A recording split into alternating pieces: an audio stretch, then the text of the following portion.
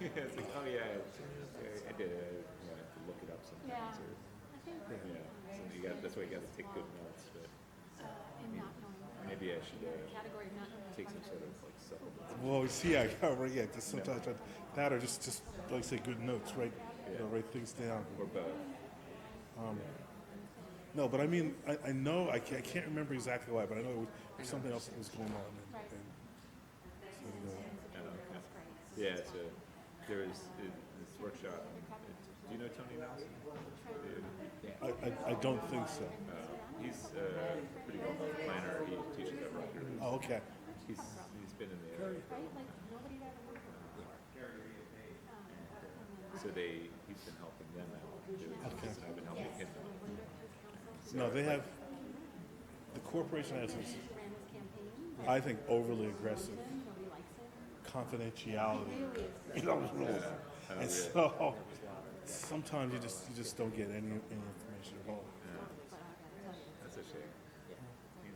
I mean, sometimes it's important to keep things confidential, but other times, like, you want to be open, especially when, like, talking about neighbors and long-standing, people in neighborhoods. It's like you want that Yeah, to be a and it's collaborative general. process. Yeah, sometimes I think they're more general information you can jump with. Now I get why they're specific neighbors. If you want to apply to have a roof or you're having some type of struggle, you don't necessarily want everyone to know that. You can apply that. I kind of get that, but sometimes I just wonder. It should be, I think, a little more general. That turnout tonight. be a little more forthcoming. For our What we people. worked on, and there's some of that. But there's only yeah, they are. They are. Yeah, because like Greg is at the candidates there are like thing. sort of requirements for like reporting.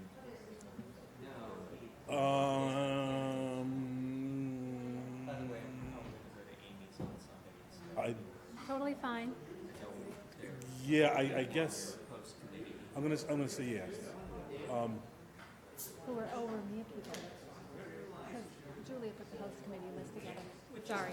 Well, yeah, I mean, you got to tell the IRS, but I mean, nothing, yeah, I mean, But like sometimes, I mean, I feel like you usually got to go like an annual report and stuff for the board, and usually. She's amazing. oh well, yeah, they okay. So Hey there. Hey David. How's it going? I was. Yeah, I usually like up to the moment. Yeah. I But, do. I love Shally. That way, he's here from here. Ooh. She has good taste. I'll have to check it out. Oh, that is her thing.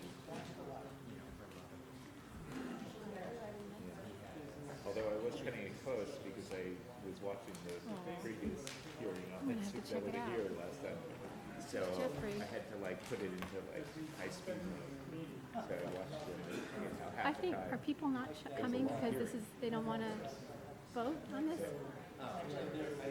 Hi, Jeffrey. So I've heard, Julie. oh, they can absorb. It's like the Matrix where you learn something. I mean, I feel like YouTube is sort I don't of see Mia. it's like a preliminary. Oh, no, she's here. Okay. are you a Star Trek fan? Original, as opposed to Next Generation. Oh. Oh. Yeah, I never really got into it. I think Star Wars fan. Oh, it is. I mean, the specs, I know.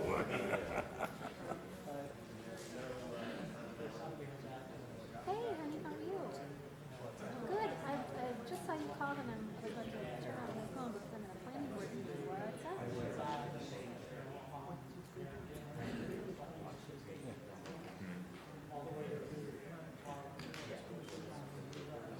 Oh, yeah?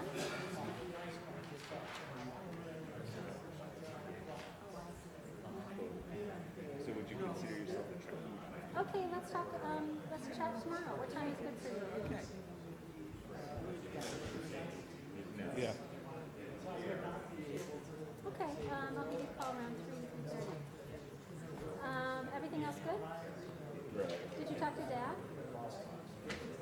So the good news is is definitely going to be in Saratoga late Friday night. He won't get there till 8 and be there Friday night. So he got the flight out of Munich and he got a rental car from all that jazz. He was just nervous that he wasn't going to be able to get out. You do? So. Yeah, no, but it's good. What you say? Okay. Yeah. All right, honey. I'll talk to you tomorrow. Okay.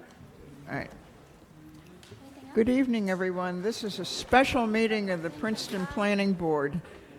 It's Thursday, October 10th, 2019, and the opening statement is as follows. Pursuant to Section 13 of the Open Public Meetings Act, adequate notice of the time and place of this meeting has been prominently posting the sunshine notice of the Princeton Planning Board. Such notice has been placed on the official bulletin board at the Princeton Municipal Complex by transmitting a copy of the notice to the Princeton Packet, Town Topics, the Times, Comcast Systems, and by filing a copy with the Clerk of Princeton on the second day of October 2019. Would you call the roll, please? Mr. Cohen? Yes. Mr. Oakman? Here. Mr. Quinn? Here. Ms. Sachs? Here. Mr. Texarney? Here. Mr. McGowan? Here. Ms. Spalla? Here. Mrs. Gunning? Here. We have a quorum. All right, thank you. The announcements for tonight are, a week from tonight, there will be a regular planning board meeting, and this is to do the Princeton University residential colleges, so well worth coming out to see what's happening. On October 24th, that's 2 weeks from tonight, Thursday night, there's a special meeting. First item on it is the Princeton Charter School. Those of you who have conflicts with this and so on, be aware that this will be on the agenda. And the second part of that meeting is a continuation of the subdivision meeting on 140 Hodge Road. That's Michael Esco. That's from last week. There will be one regular meeting in November, and that's on the 7th of November. That's the first applicant is Nelson Spring. The second applicant is an HPC appeal for 2226 Birch Avenue. It's the applicant there is Scott Coppa. So does anyone have any other announcements? Anything else? I'm sorry, just to clarify, so next week's meeting is entirely devoted to the Princeton Residential College discussion? That's right. That's the only item on it. So Okay, thanks. those of you who have university conflicts, be aware. All right. That brings us to the first hearing this evening. It's David Burrill. This is carried from September 26th. It's a minor subdivision at 566 Princeton Kingston Road, Block 7601, Lot 73.02. Let's see. If I may ask, Ms. Phillip, whether proof of publication and service are in order? Yes. The board therefore has jurisdiction. I'm sorry, I can't hear you. I said the board has jurisdiction. Yes. And I think I'll ask our planner if he'll start us off on this. Okay, I just want to introduce myself and say hello to the planning board. My name is Bob Casey. I am the attorney for the applicants who are seated in the front row behind me.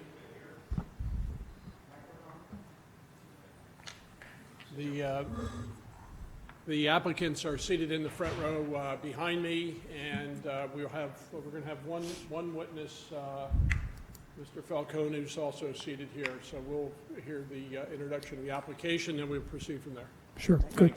Michael, if you could raise your right hand. Do you swear or affirm the testimony you're about to give will be the truth? I do. So sworn or affirmed. Thank you. Good evening. Before you tonight, the first item on the agenda is a minor subdivision application to create 2 conforming lots in the R5 residential zone of the former township. The property in question is located on Princeton Kingston Road, which is Route 27 in the eastern end of the municipality, beyond where the former borough was, going towards Kingston, of course. And it's a large lot. The existing lot is almost 108,000 square feet. What the proposal is to create two lots, one of which will be about 86,000 square feet, where the existing principal dwelling will remain. It's a large single-family home which is set back from Princeton-Kingston Road, as are a lot of the other large houses in the area.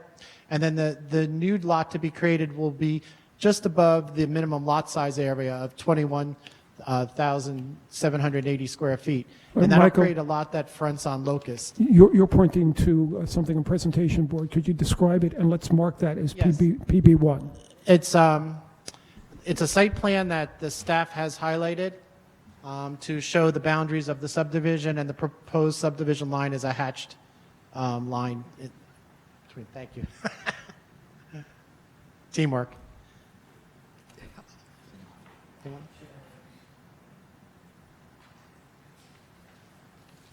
So the proposal is to keep as I said, the principal structure, the large house that's facing towards Princeton Kingston Road and towards Lake Carnegie, that will remain. And then on the new lot proposed to be created, which will now front on Locust Lane, the existing accessory structures, which include a pool and a shed and some other supporting facilities that are mostly supportive of the pool function, will all be removed. And then a single-family home will be built on that new lot, and that will face Locust Lane. So as I said, the size of the lots to be created meet all the minimum lot size and bulk requirements.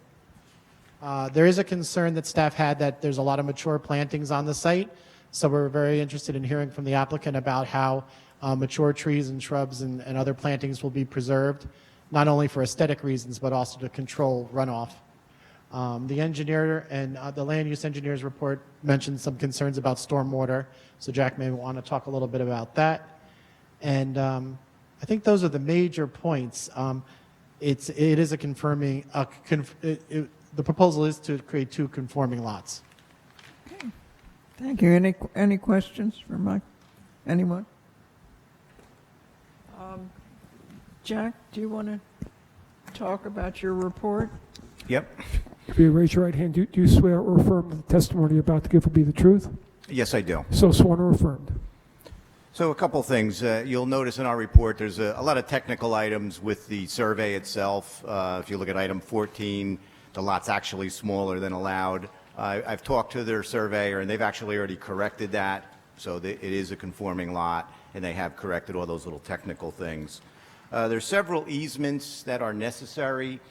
I did reference an easement required on the parcel on the corner. Actually, there is an easement already on that property, so that part's been taken care of. And then on the new lot, they're going to have to either move those utilities or provide utility easements across the new lot. One condition of any subdivision approval should be that the existing structures on the new lot have to be removed prior to perfecting the subdivision, because if they're left there, that would create some additional variances. And that's all I have. Can I just ask, in terms of the stormwater that Wanda made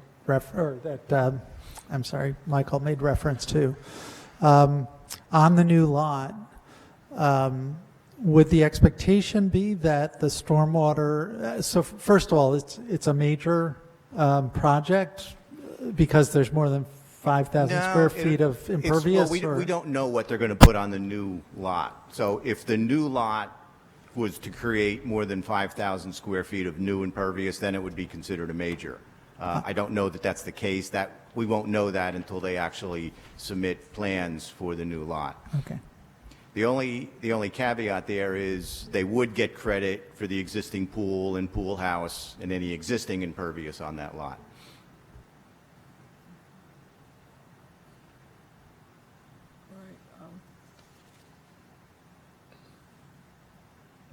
Derek, did you have any? No, I don't have anything to add. Derek, if you could raise your right hand. Do you swear or affirm the testimony you're about to give will be the truth? Yes, sir, I do. So sworn or affirmed. Thank you. If you have any questions, but it's a pretty straightforward application.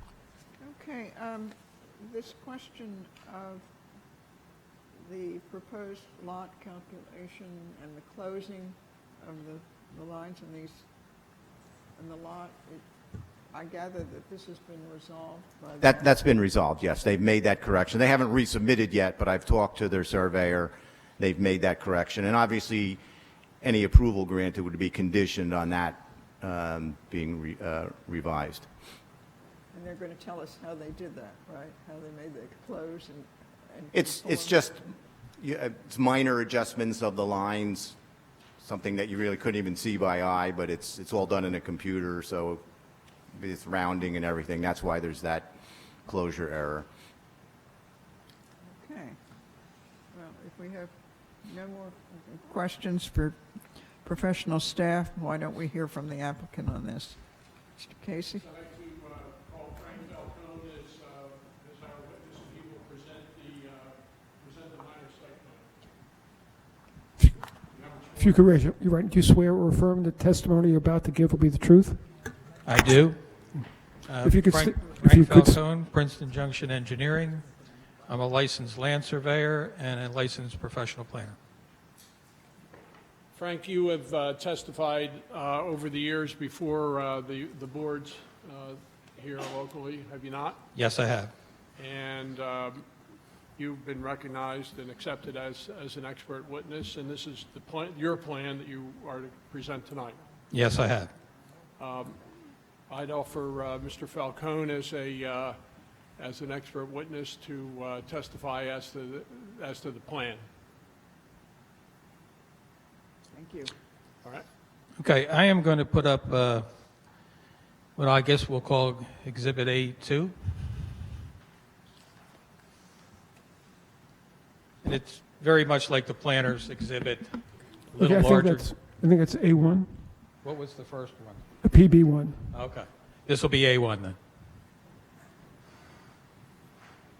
And what A1 is a enlarged subdivision plan, a rendering. It's the same that was submitted. The planner gave a very good explanation. I don't think I need to go through that again. One thing that was mentioned was stormwater, and just so people get an idea, the lot slopes from the Princeton-Kingston Road towards Locust Lane. So any development on this property will drain directly to Locust Lane. And we will need to do, eventually we'll need to do a separate site plan that will be reviewed by engineering and approved. We will meet all requirements. As was also mentioned, this is a totally conforming subdivision. The little bit of closure error, we were talking about 2 inches. That's all we were talking about. And it was an oversight on my part, and it's since been corrected. So the lot conforms in every way. The changes are de minimis, and you couldn't even tell. Highlighted in yellow is the proposed half-acre lot. In blue is the pool. In brown is the pool house. There's a very large amount of pool decking around that will all be removed. And as Jack also said, that we would get credit for that impervious against the new impervious. There are several large trees, mainly around the perimeter of the site. The site is hard to see in from the roadways. It's pretty dense. There's large mature trees. There's not much in the area where this is all coming out, so I don't anticipate trees coming down for the proposed house. And I would think they'd want to keep the vegetation there for the privacy with the new house.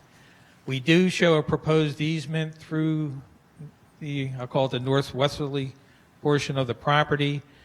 The existing utility services are there now. It's a possibility if somebody develops this, they may want to move them to open up the building envelope a little bit.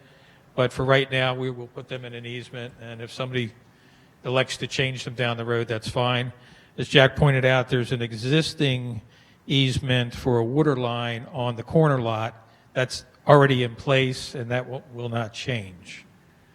So basically, we have a totally conforming subdivision, and I will answer any questions that any board members may have. Okay. Anyone? Questions? So I'm just curious, I mean, Sometimes when we get subdivisions, we see the footprint of the proposed building. Is there any requirements about that, or they don't have to really show us the footprint? Yeah. Okay. Well, I'm curious about the setbacks of the zoning. What's the setback of the front and the back? The front setback is governed by the mean prevailing setback of the other houses on the road. We requested that the engineering office calculate that, and it is labeled on the plan at 42.5 feet. So that's where the house must be. It can be no closer than 42.5 feet to Locust Lane. Can you point that out on the map, roughly? Like draw a line? That is right there where my pencil is, just behind the pool and the pool house. So it'll be further back. And where's the rear setback? The rear parallels this bent line, and just looking for the size. How? 15 feet. It's 15 15-foot rear yard setback and 15-foot side yard setback. Can you point that out on the map, like generally? You have a line here, 15 feet parallel. There's a line here, 15-foot parallel, and here. So it seems to me that house is going to be really narrow. Well, the building envelope is pretty narrow. I think I measured at approximately 40 feet. I envision a longer, narrower house, not a deep house. So if you take the front setback and the back setback, how deep can a house actually be on that property?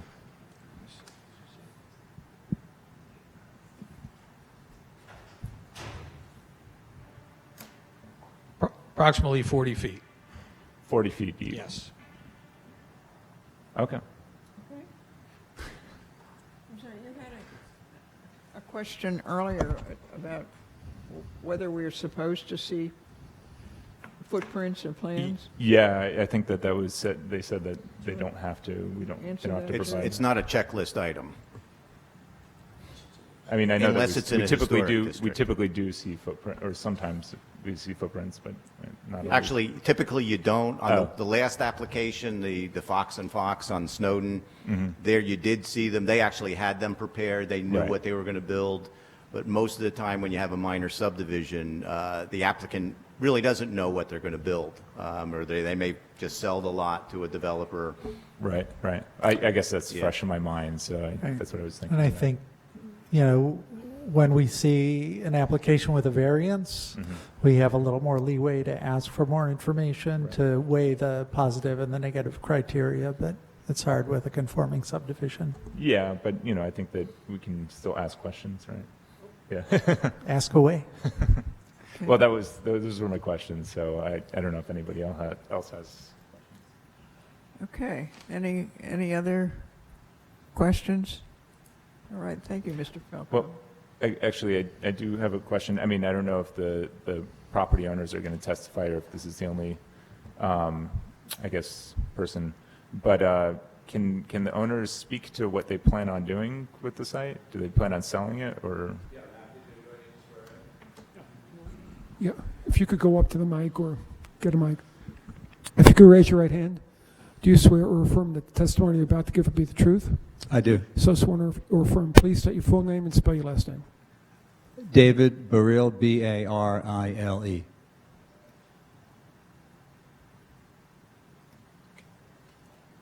I'm happy to, The question is, what do you plan on doing with the site? Do you plan on selling it? Do you plan on building we're it? going to sell it to a builder, yeah. Right. So, but we'll be that neighbor, so we hope very much that there won't be a huge McMansion-like house there. Your point about it being narrow, our home is also pretty narrow in depth. I think they can put a nice home in there that will fit on the building lot. But we'll be right next door to that house, so we'll be very conscious of who we sell it to and what they're going to build. Right. But I can't tell you what they're going to build right now because Right. it'll be a All right. builder. Thank you. Okay. Any other questions? Just quickly along the same lines, I the middle line here that is really the main divider between where your house is and where the other house would be, that the middle part. I just wonder if that is, I mean, is where that's located governed by how much distance it has to be from your house, or is there any possibility to adjust it? Because I'm just wondering, I mean, it feels like you're creating, I mean, comparing to the other lots in the area on Locust, I mean, it feels like you're creating a lot that's smaller, but also has these sort of not very usable corners on it, and you've got a, you know, it's a limited use, and I'm just wondering if there's any way to do this where you give a little bit more footprint to the other lot.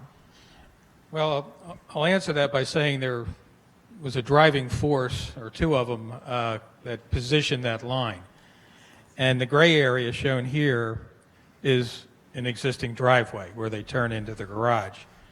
Princeton has a rule that the driveway can't be any closer than 5 feet from the property line, so the drive will be modified. It's shown on the plan.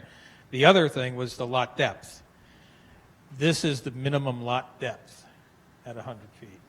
So that is really creating the positioning of that line. We can't go any closer to the existing house because then the driveway would be too small. You could not back out of it. So, and then the line was bent to then meet the lot area. Okay. Thanks. Sorry, it doesn't, I mean, I have another thing to jump in on. Like, I guess there's no rules about, you know, straight lines. I feel like typically, you know, we have, you know, straight lines. We prefer to have straight lines, but there's no rule that says it has to be straight line. Right. Okay, and in terms of, you have a scale. Do you mind just measuring the neighboring house, like the depth of the neighboring house? What? From the property line to the, yeah, just south, or just south of it. No, that neighboring house. This one here. Well, off of the... Just from off of Locust, like, you know, the... Oh, off of Locust, okay. Yeah. Well, the main body of the house is about 67 feet. The garage comes as close as 37 feet. So the main house is 67? Yeah. Okay. All right, thanks. Okay. Everyone, yes. Just one question. The lots on the other side of the street, are they half-acre lots, pretty much? I think they're larger, if I'm not mistaken.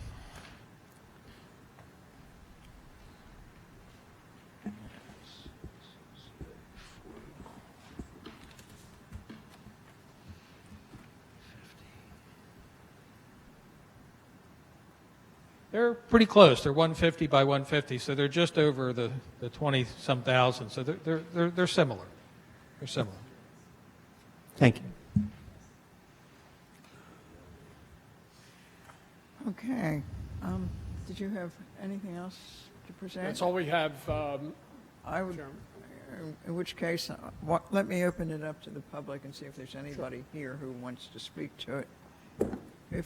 Would you come up to the microphone and give your name and tell us your interest in this?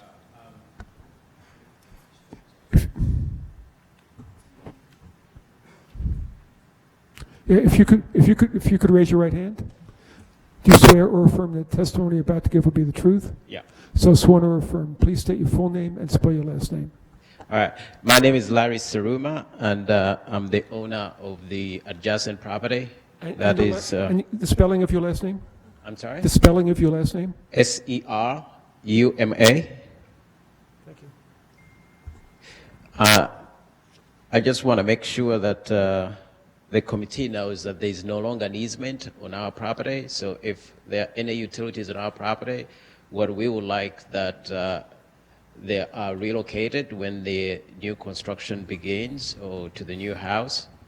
I think there may be a wrong information that there's an easement on that property. That easement was removed a while ago, and I just want to make sure that's clear. So if there are any utilities on that property, can be relocated when they start new construction. 7301. It's, Corner on the corner property. yeah. That's all. I'm sorry, I couldn't hear all of it. There, There's an easement that you're claiming exists on this gentleman's property, and he's saying it doesn't exist? Is that right? I don't believe so, but I'm just trying Yeah. to make sure I heard what the that's positions that's are. what he's saying, and my plan shows an easement here. We were the engineers that did the development of this lot when this house was built. There was a prior minor subdivision of this that cut this lot out of this lot. And I believe at that time, and I have that subdivision map, that easement was placed on there because the water line existed to this house. So as part of that subdivision, they created this easement to continue that. I have no knowledge of that easement ever being removed. Well, we could check on the deed, right? We could, right. If indeed there's no easement there, we'll have to relocate our water line. But I'd have to be, that would have to be proven to me.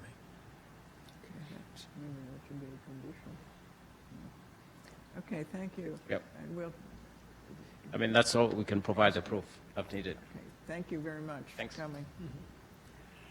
Anyone else want to speak to this? All right, then let me close the public portion. Jerry, do we have conditions or? Yes, what's before the board is a minor subdivision application, and there are a set of conditions, most of which are set forth in the reports by Michael and by Jack and Derek. Let me go through those. In terms of Michael's memo, there's a series of conditions in paragraph 4. I could read them. I think they're all self-explanatory. Jack and Derek and Michael? Michael? I take it you like those, the conditions, the recommendations set forth in your paragraph 4 should be imposed as conditions? Yes. Okay. Any objection, Bob? No. Okay. And then in terms of the memo by Jack and Derek, I gather, I mean, it looks to me like virtually every recommendation should be incorporated. Any objections in terms of recommendations 1 through 9 as conditions? This is in the September 4th memo. Engineering memo is September 10. September 10. I think that might have been an earlier one. September 4th is the engineering memo. It's Oh, September I'm sorry. 4th. I'm sorry. It is September. Yeah, it is September the 4th. engineering memo Yeah. on the 4th. Yeah, we have no issues with regard to complying with those conditions. Okay. I think with respect to 10, what we'd want to see is a demonstration that, in fact, that easement on the corner lot exists. That's correct. And as testified, if it doesn't exist, they would have to either get an easement or relocate the water line. Right. Gotcha. Oh, yeah, just, Jerry, one other condition is that the structures on the new lot be removed prior to perfection of the subdivision. Yeah, I haven't gotten to those yet, but then just continuing with your memo, Jack, I take it recommendation 11 should be put in as a condition. And, correct? 11 should be put in as a condition? Yeah, I think they've agreed to all the conditions up through 18. Right. Did 12, 13, and 14 still apply? They've agreed to everything. Well, I know, but have they corrected the plans already? They haven't They haven't resubmitted, submitted. so it Okay. should be a condition. That's fine. And then usually we require a plot plan, but I didn't note that in your memo. What was that? We usually require a plot plan, but I didn't note that in your memo.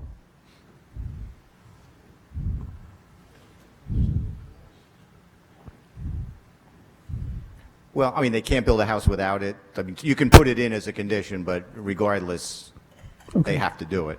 Yep, okay. And then,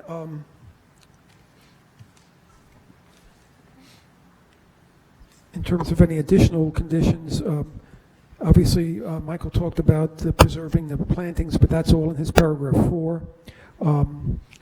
We talked about the utilities, and then all the ancillary, the accessory structures on the new lot should be removed before perfecting the subdivision, as you just indicated. And I think that's it. Anything, anybody else have something? And if there's no further discussion, could I ask somebody to move that? I'll move approval of the application with conditions noted. Is there a second? Second. Moved and seconded. Could you call the roll on that, please? Yes. Yes. Yes. Yes. Yes. Yes. Yes. Yes. Right. Passes. Thank you. Thank you very much. Thank you, board members.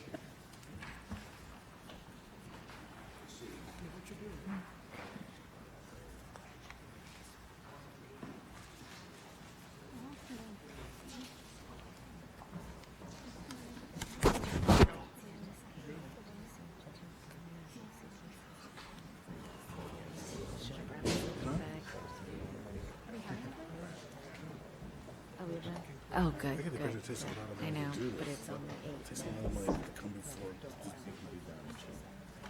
I'm not, I just. No.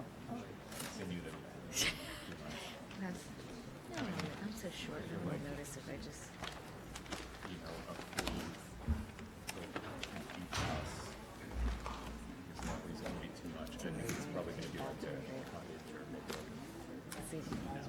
Yeah.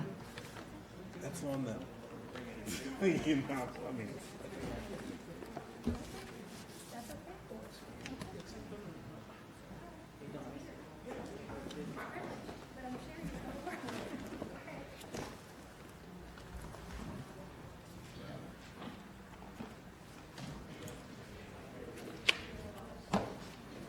Well, did you hear about the adventure in the woods, in the Landwin Woods? I was. I just totally confirmed that I'm a city girl. I should. Let's go.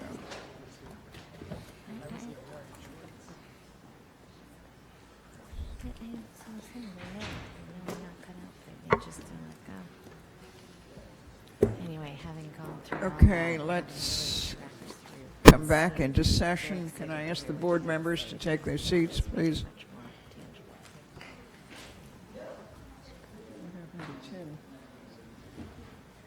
was a real team building moment.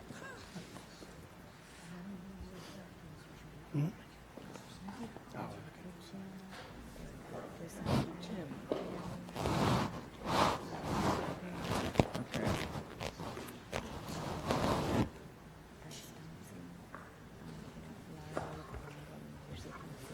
That's fine.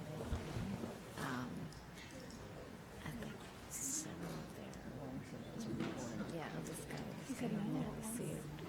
He was really being unaddressed for safari. And that was the initial measure. I went all the way down to the didn't notice that there was no news. So Tim sent this guy with the pickup to come, or maybe it was another guy, to come pick us up. It was quite an adventure. It was the farthest I've been into the wilderness in my adult life, seriously. Shall we start anyway? You know, Central Park is just like exactly the right level of Here he comes. because I can look up Okay. and see buildings on all sides, so I know that whatever I need is close by.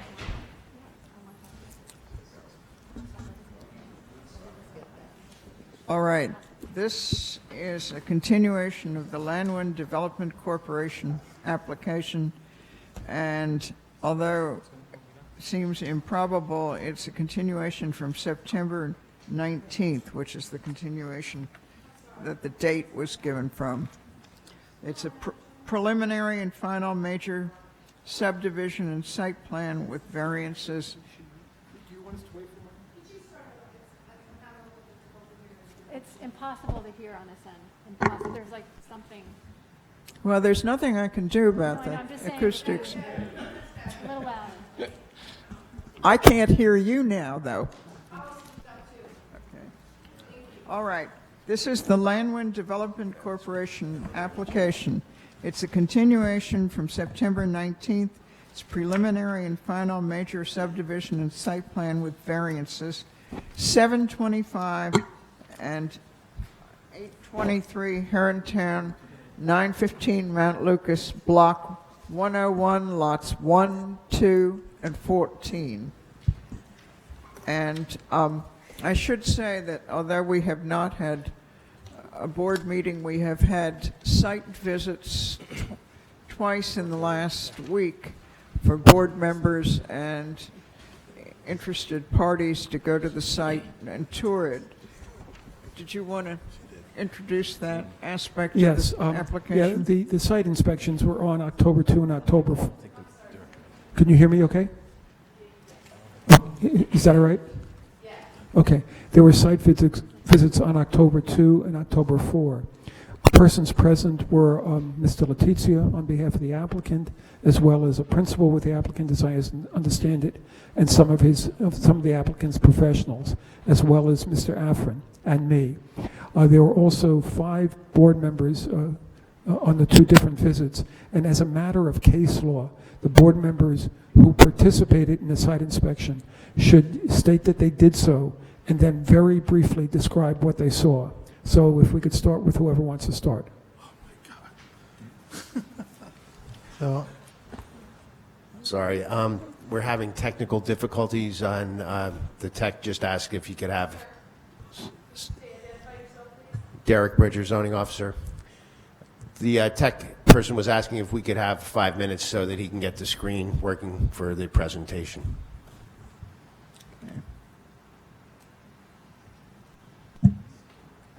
Well, maybe we can still say what we saw without the screen. Okay.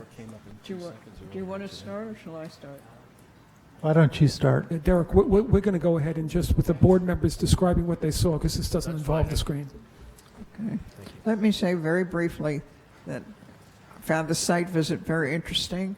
I hadn't seen the site for the last 50 years, and the vegetation has grown up a great deal since then. It was interesting to see how much vegetation, how many trees there are between this and Herrontown Lane. And also, I was especially interested in any remains of buildings that were on the site, in addition to the 2 houses that are abandoned but still intact there.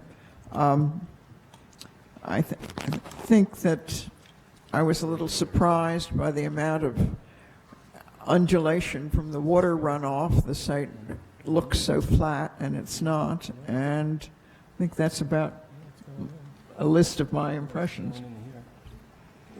Go ahead, David. Yeah. So David Cohen, I also was at the site on the earlier of the 2 dates, October 2nd. And I was mostly interested in seeing the ruins that had been alluded to, I think, at our previous meeting. And they were small.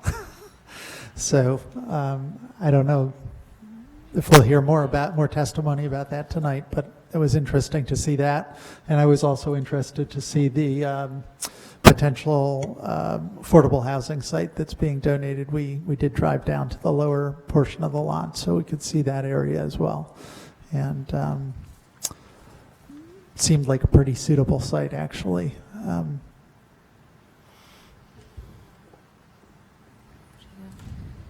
Mia Sachs. We walked quite a bit of the property, very extensively. We saw the house, which has now been abandoned. We saw the barn.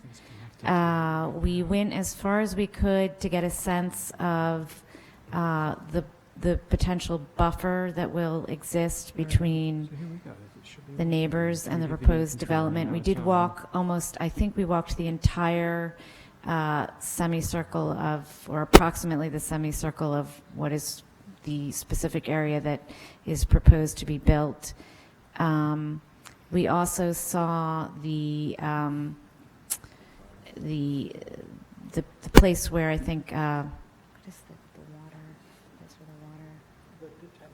We saw the detention basin, and then we walked pretty much the entire site for the proposed affordable housing development, and we looked at where the wetlands are, and we compared that to the map.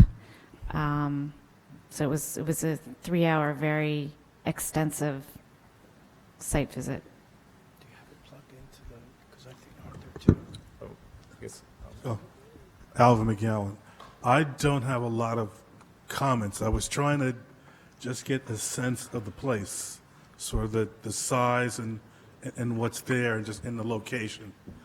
And that's really what I got, just that general view. Tim Quinn, I participated on Friday. I, too, was interested in trying to get as close as possible to the proposed buffer. I think we got as close as we could.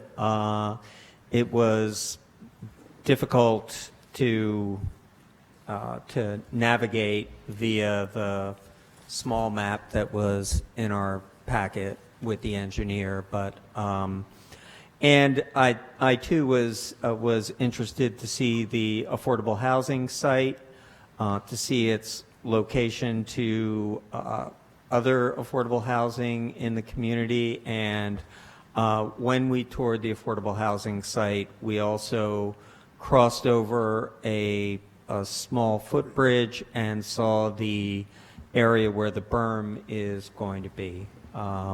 And so I think it was helpful. Much of the site was not accessible because the thicket and was not navigable.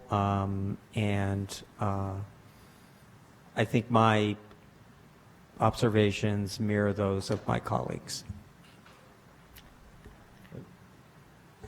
I just wanted to add that I also saw, in close proximity to the house, a semicircle of stones, which I understand are thought to have some particular significance, and they were not very stable. So. I biked over there last week, so I didn't go with the group, but I didn't go. I said I biked over there last week, so I didn't go with the group. So I went by myself, but I didn't really go into the site. I kind of stayed on the periphery. But I did go along the, I guess, right-of-way, that kind of connects Herrontown to Mount Lucas. And, I was really surprised at the steep slopes and how thick the vegetation was. Also, I was looking at how close the potential affordable housing site was to the new proposed affordable housing site that we recently approved. And I felt like that was pretty far of a walk. I was riding my bike, but, it would have been a far walk. So, yeah. Yes, and I just wanted to add, Mr. Cohen, as he indicated, came on the 2nd. Wanda, Mia, Alvin, and Tim all came on the 4th. I'm always told I have it too far back, but okay. No, that's fine. David Cohen came on the 2nd. Wanda, Mia, Alvin, and Tim came on the 4th.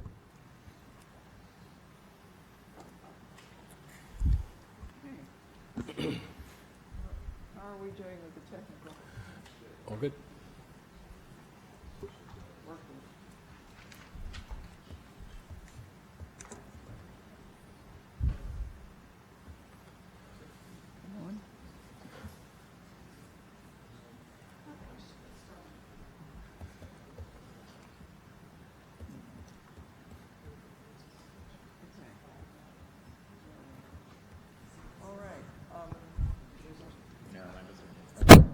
Tom, this is not an exhibit which has already been marked, is it?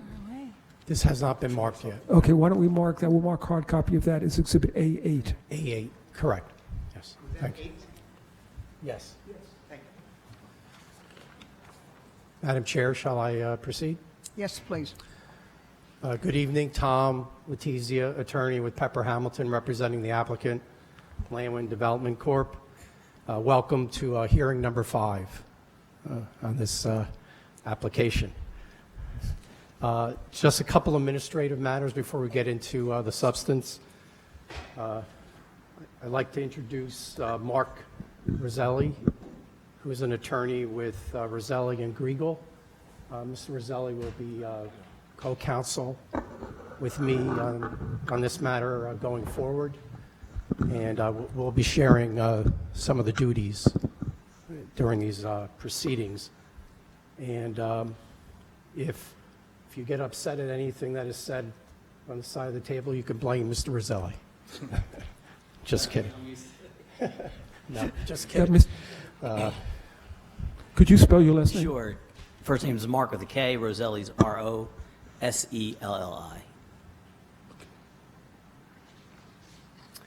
The next item has to do with the availability of our experts for cross-examination.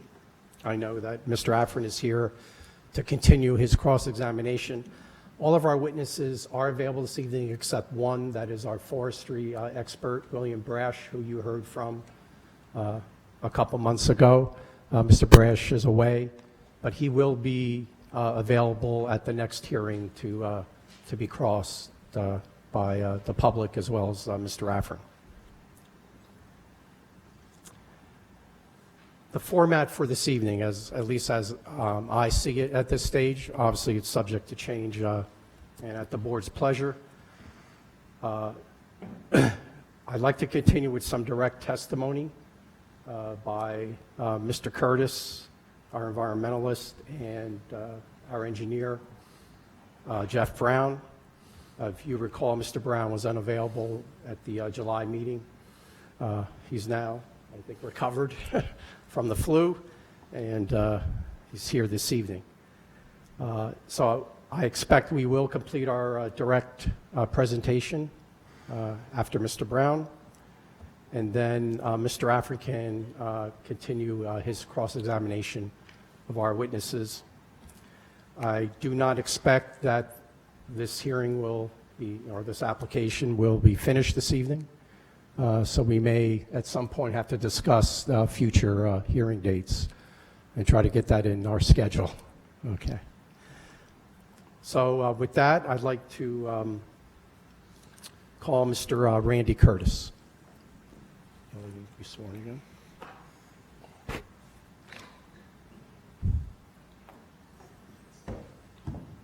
Now, you've already been sworn in, correct? Yeah, you're still under oath.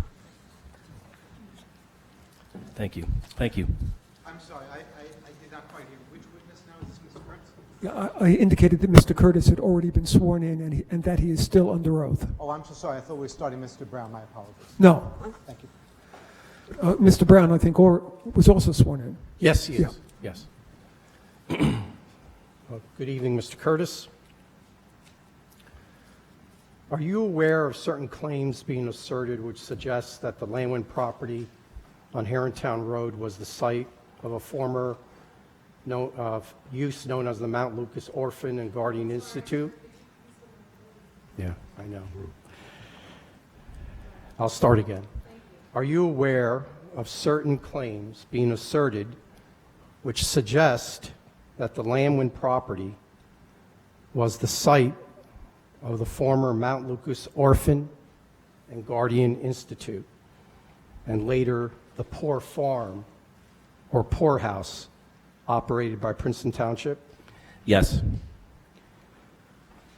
Did the applicant, Landwind Development Corp., request that you perform certain research to determine the credibility of such claims? Yes. What research did you perform? I reviewed historic maps of Princeton, specifically of the Mount Lucas area, and deed searches of the parcels that make up the Landwind property. When did you perform this research? I conducted the research over the summer and as recently as this week. Could you please provide to the board the results of your research? Yes, I'd be very happy to do so. From available historical records, including documents on file at the Historical Society of Princeton, including a report entitled Some Notes on the History of Mount Lucas by L.V. Sylvester, presented to the Historical Society of Princeton on March 18th, 1940. It is known that the Mount Lucas Orphanage was founded in 1841 and closed in 1851. The property was then acquired by Princeton Township in 1866 and became the Poor Farm, a home for the indigent poor for the next 50 years until Princeton sold it to William Dempsey in 1926. Actually, that would be 60 years, right? 60 years. Right. I reviewed historical maps of the area, which are shown in the Summary of Historic Maps PowerPoint, which is up on the screen, containing 7 slides, and we've already marked it in. We have hard copies. Yes, Madam Chair, I do have hard copies of this particular PowerPoint. If the board, we should have one, give one to Kerry. Again, it's being marked as A8, and I have other additional copies for Mr. Affern and other members of the public if they so like.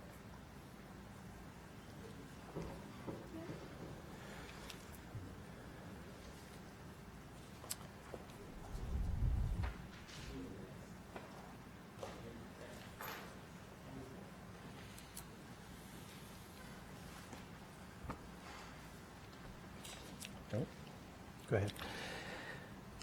This information was accessed from both Rutgers University, the County of Mercer Historic Map Works, and the Historical Society of Princeton. Excuse me, I'm so sorry to interrupt, but I don't have a copy yet. When he says this information, could the witness identify what he's referring to? The information I'm going to present on the PowerPoint slides. Bruce, you do not have a copy? Not yet. Tom, can we get Bruce a copy? I think there's some extras there. Okay. Bruce, can you get a copy from Kerry?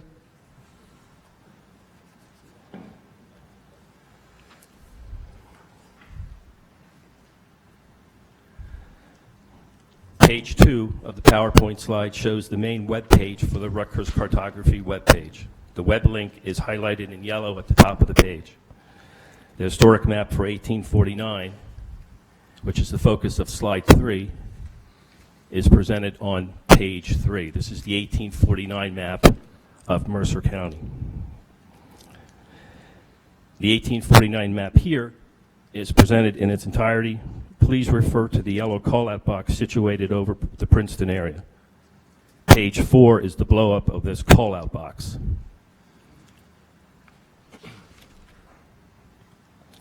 Page 4 shows the northeastern portion of Princeton.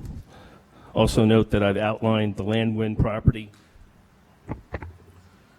north of Harrontown Road, outlined in yellow. To the south, southwest, and south of Harrontown Road and east of 206 is a property labeled as Mount Lucas Asylum.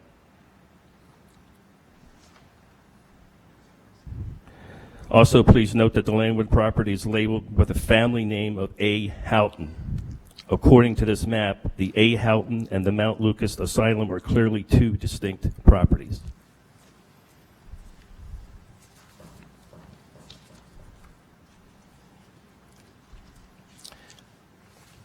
Page 5 of the PowerPoint presents the main web page for the County of Mercer Historic Map Works, with the web link highlighted in yellow at the top of the page showing the 1875 map for Princeton. Please refer to the blue call-out box, which is shown in more detail on page 6.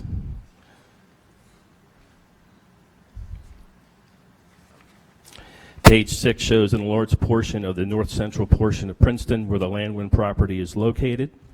Please note that I've outlined the Landwind property north of Harrontown Road in orange.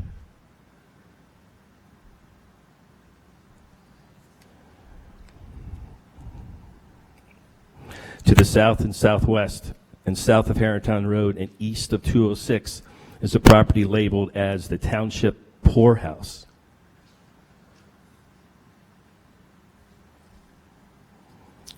Also, please note that the Landwood property is labeled with the family name of A. Houghton.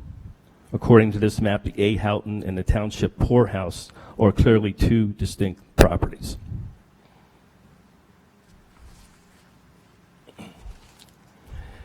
Page 7 is a portion of the web page pertaining to the Historical Society of Princeton Garden Tour. The web link is highlighted in yellow on the top of the page. This information was provided to me by the Historical Society of Princeton. Please note that the associated map is the 1875 map as previously shown on page 6, reflecting the same information as the location of A. Houghton and the Township Poorhouse locations.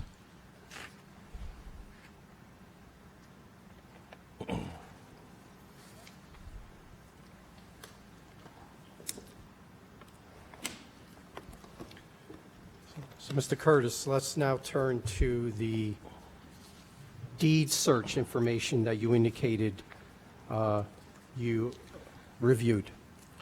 Sure.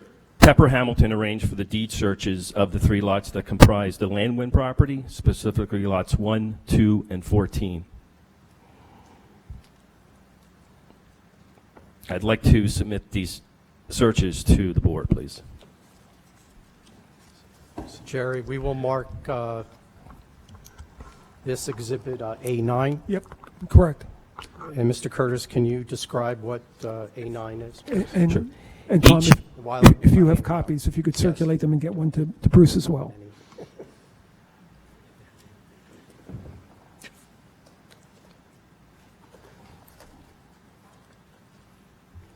I'll give one. It's already. She gives them to-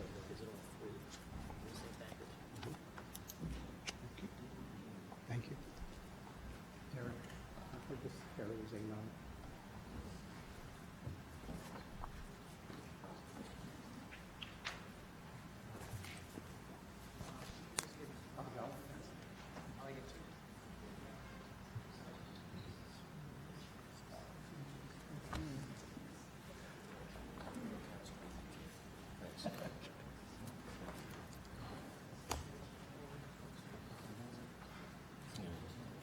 You have more?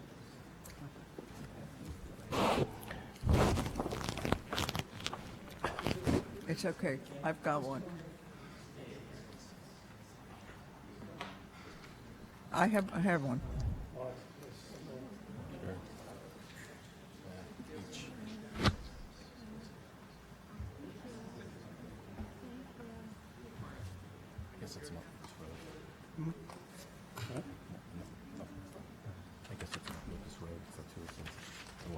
Oh, yeah.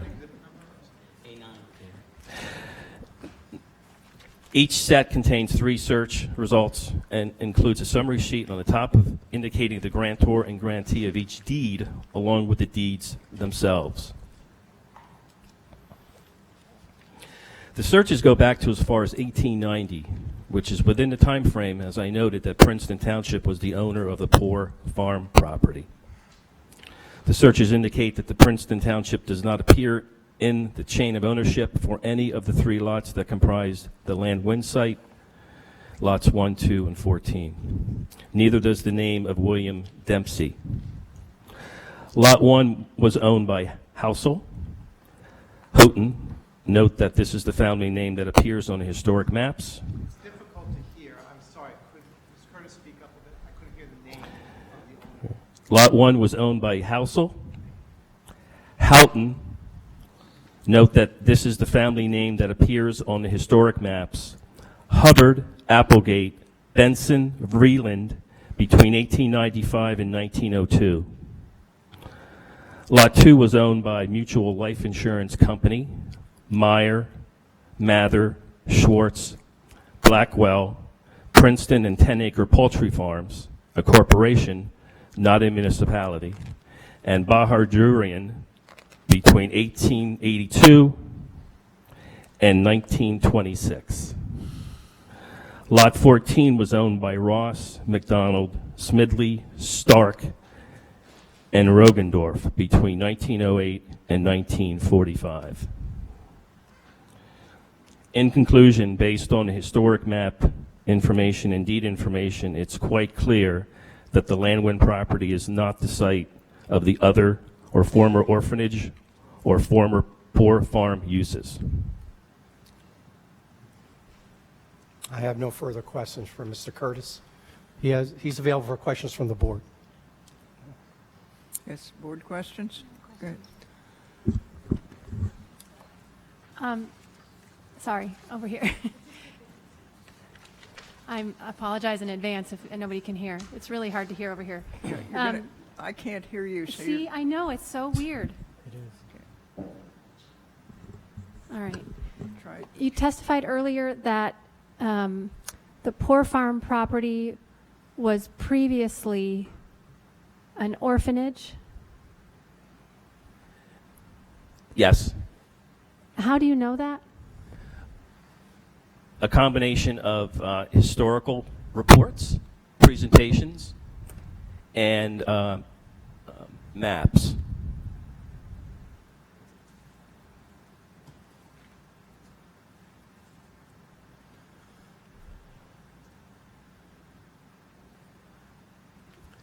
Perhaps you can go back to the 46 or 49? So the 49. page 4 shows it as the Mount Lucas Asylum.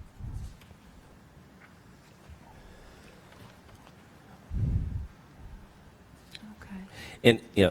In addition, obviously, I testified that the Sylvester presentation in 1940 has designated that as the former orphanage. Okay. Okay, thank you. I just missed that. Okay. I just have a quick question on Lot 2 in the chain of title. And you touched on this briefly. The 1920 grantee was Princeton and 10-acre poultry farms. And I'm just curious, I mean, the acreage there is a lot larger than Lot 2. Lot 2 is 23 acres. The parcel that was being conveyed there is 114.33 acres. I mean, is there a possibility that Princeton's ownership there does in some way relate to the Poor Farm, but it's a part of the parcel that isn't Lot 2? In other words, do you have any way of knowing what that 114 acres contains? And I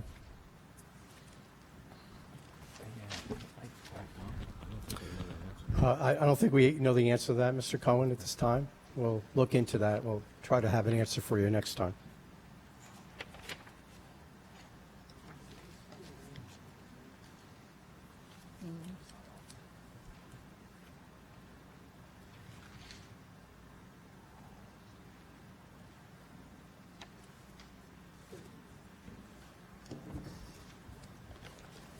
Certainly, it looks, yeah, Tom, if you could check on that. It looks like there was a subdivision prior to, it looks like there was a subdivision prior to 1959, because Yes. the 1959 deed obviously was a smaller portion of that 114 acres.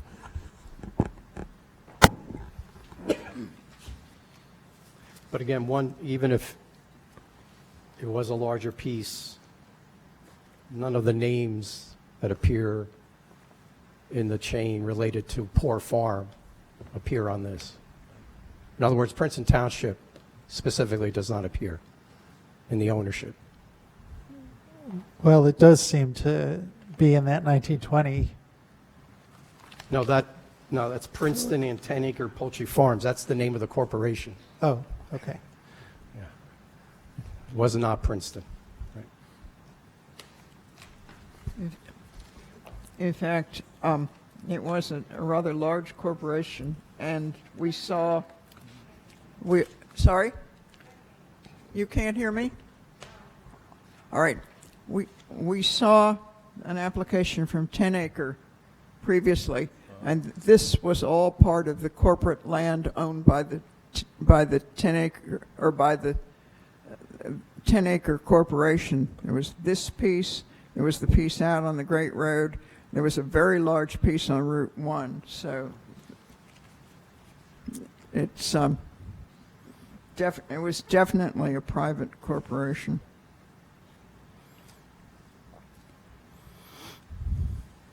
I have a question. I just I appreciate. Yes, can you hear me? I mean, I appreciate the testimony that we've heard about these uses not having been on the site, and I guess I wonder if you could just clarify. My colleagues who visited the site earlier testified that they had seen ruins of prior uses on the site, and I just wonder if you could clarify for us what those are. I guess I thought that some of those were related to these uses. Yeah. There are some limited stone walls as you head up toward the center of the property. They're about 7/8 of the way up to the house that exists now, and they're on the right, and they're 20 to 25 feet wide. They're on a slope, probably a 7-8 degree slope, and by the looks of what we can see on the property, it looks like they were used as an ancillary stable or for farm practices. It certainly doesn't appear as if that was a habitable structure.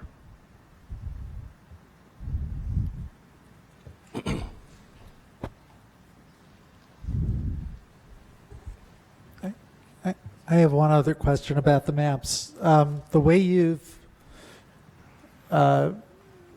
outlined the property, the tract, the Landwin tract, it seems to come right up to the road, basically, that's shown. And I think somebody made reference to that being 206, but isn't it really Mount Lucas? I'm a little unclear as I don't know if you know the history of did Mount Lucas used to be 206 at some point in the past, or? I think it was.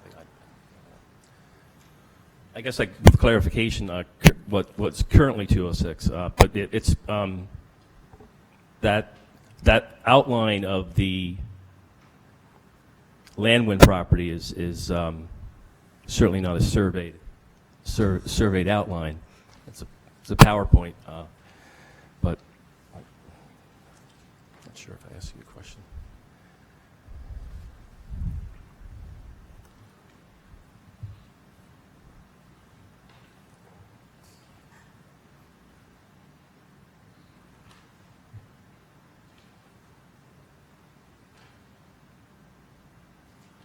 Is that up to? Oops.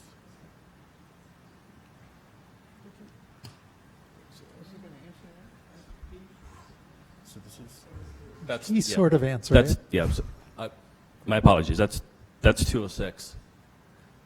And Could we just get a reference to where the arrow is, since the record won't show Yeah, that? yeah, absolutely. The arrow is pointing to apparently a line at the middle to the left side of the map, and that's where the arrow is being moved. Is that fair to say? Yes. Thank you. So this is 206. No. Cherry Valley Road, rather. This is Mount Lucas Road. So there was no 206 at Right. that time. That's correct. So proceeding from the Cherry Valley Road intersection, Mount Lucas South, to the west of the township poorhouse. 206 was put in 1912, 1913. Sorry, you're not going to hear me anyway, I'm afraid. So I'll just repeat that so you can hear me. She's saying that 206 was actually put in the early 20th century. So this is indeed Mount Lucas that's shown on the map. And the configuration of the lot as outlined is reasonably accurate.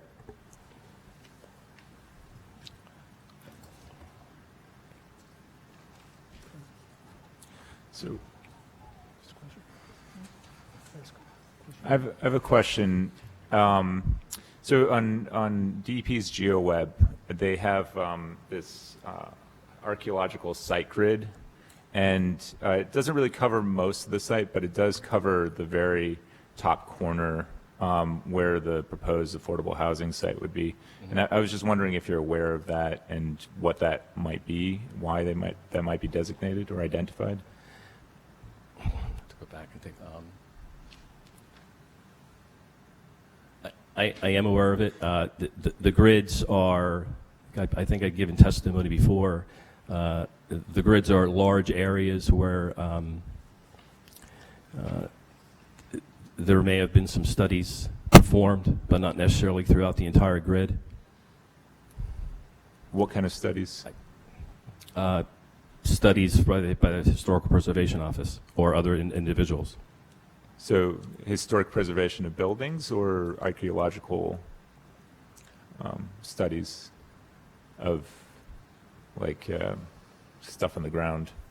Are you referring to something that you pulled up? I was asking if it was historic preservation of buildings or archaeological studies of things in the ground, like, you know, Native American things. I don't know.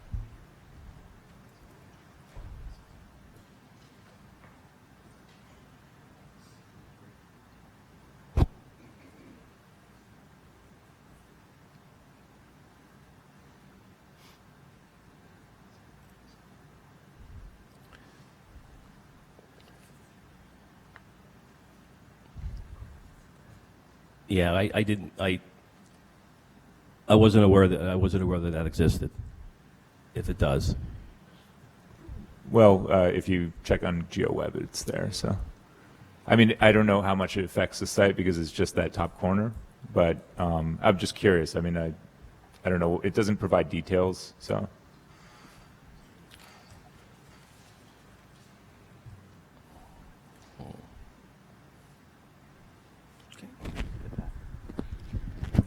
Yeah, Mr. Curtis, I note on the maps that are part of A7, I'm sorry, A8, that Poor Farm Road is not shown. I gather at that point it was not in existence? Yes, Poor Farm Road is not shown here. That's correct. Do you know when that was built, and could you tell us where on the map it approximately is? I'm not sure I can tell exactly where it is on this 1975 map, but we do. You want to put that on record? Sorry, Poor Farm Road was a condition of the sale by the township. After 1926, it was put in to give access to the site.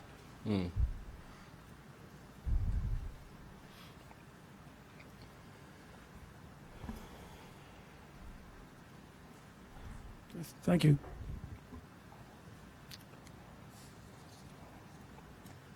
So was the response, Madam Chair, 1926?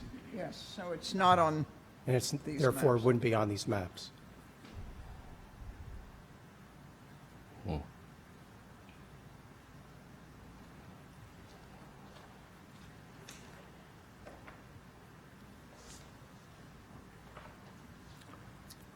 Any other questions of Mr. Curtis? Anyone else?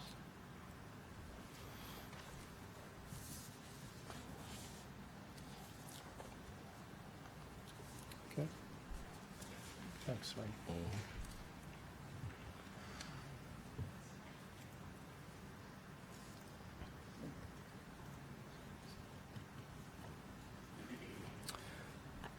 Madam Chair, I actually have a question for Jerry. Jerry? Yep.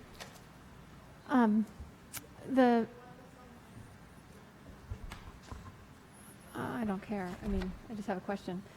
So what Zenon brought up is a public document, publicly available, but not in this record, correct?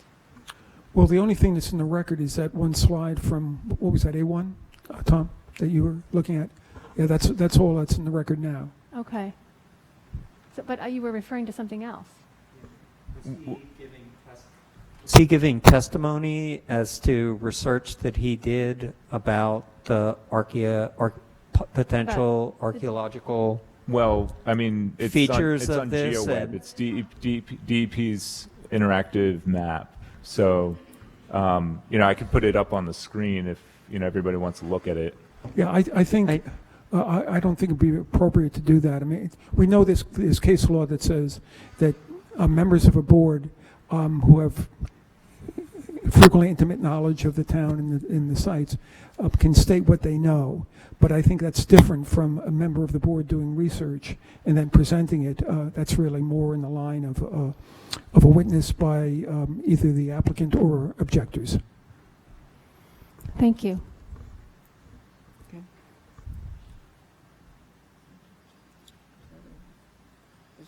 Okay, thank you, Madam Chair. I now call Jeff Brown.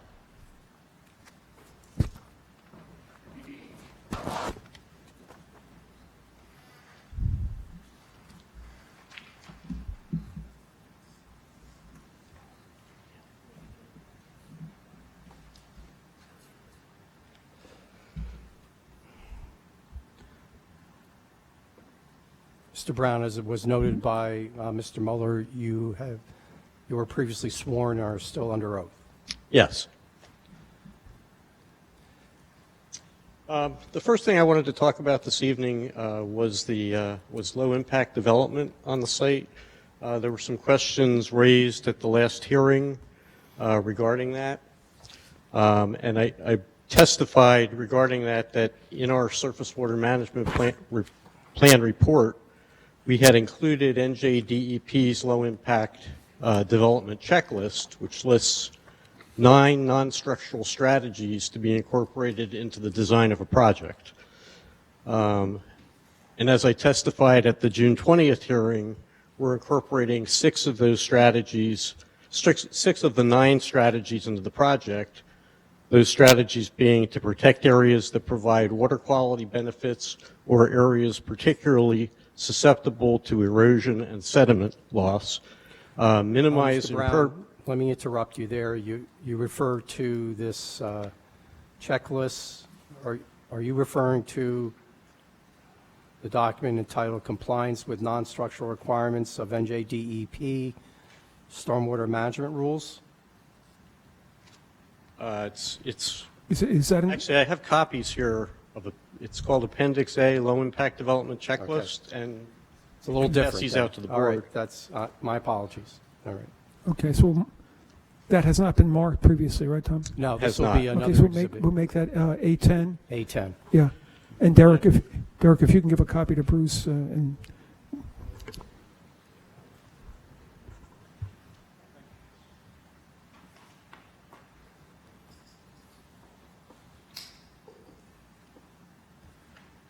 And again, Mr. Brown, can you identify the document so it's clear in the record, please? It is the Low Impact Development Checklist promulgated by NJDEP.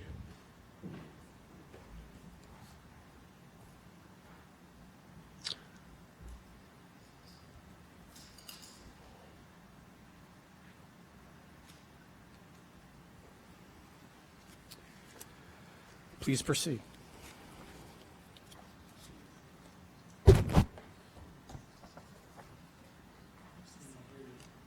Please proceed, Mr. Brown. Okay.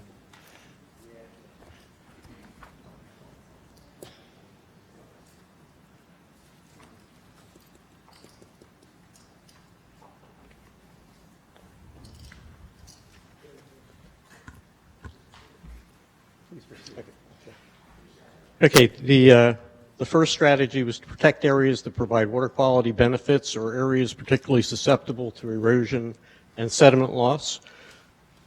The second was to minimize impervious surfaces and break up or disconnect the flow of runoff over impervious surfaces.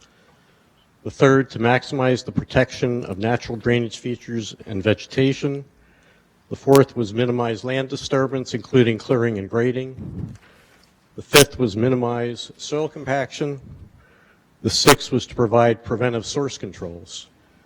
And the question that arose at that time was, what are the other three strategies? Those other three strategies are to minimize the decrease in the pre-construction time of concentration, to provide low-maintenance landscaping that encourages retention and planting of natural vegetation and minimizes the use of lawns, fertilizers, and pesticides. And the last is to provide vegetated open channel conveyance systems that discharge into and through stable vegetated areas. As to the first of those, minimizing the decrease in pre-construction time of concentration, we are to an extent complying with that because we have our clustering has allowed us to preserve the longest flow paths for the drainage and thereby the longest times of concentration. And the other thing that we're doing in that regard is that we're not tying the proposed dwellings directly into the storm system, but are rather having them disconnected so that water has to flow across lawn areas before entering the storm system, creating disconnected impervious surfaces. The second criteria, provide low-maintenance landscaping that encourages retention and planting of natural vegetation and minimizes the use of fertilizers and pesticides. I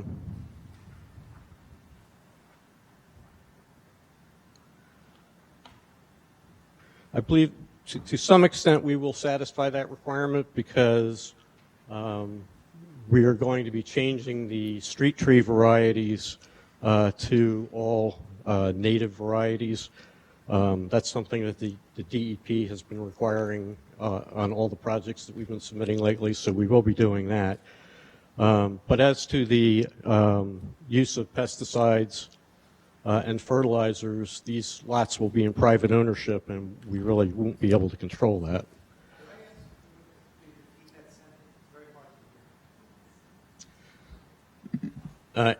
As to providing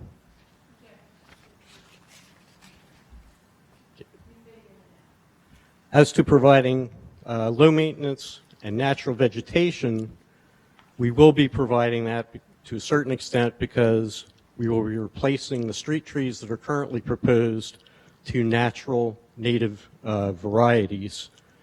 As to the use of pesticides and fertilizers, that will be beyond our control because these lots will all be fee simple lots and will be in private ownership. The final strategy is providing open channel conveyance systems, which in my opinion is not practicable in a development of half-acre lots, especially in view of the steep slopes on this site. It might be possible to replace the drainage pipe that runs down the hill to the detention basin with an open channel, but in order to do that, we would have to wind it back and forth across the slope in order to decrease the slope on the channel, and that would result in a lot more destruction of the woodland than the piped solution that we currently have. None of these strategies would eliminate the need for the stormwater management facility at the bottom of the hill.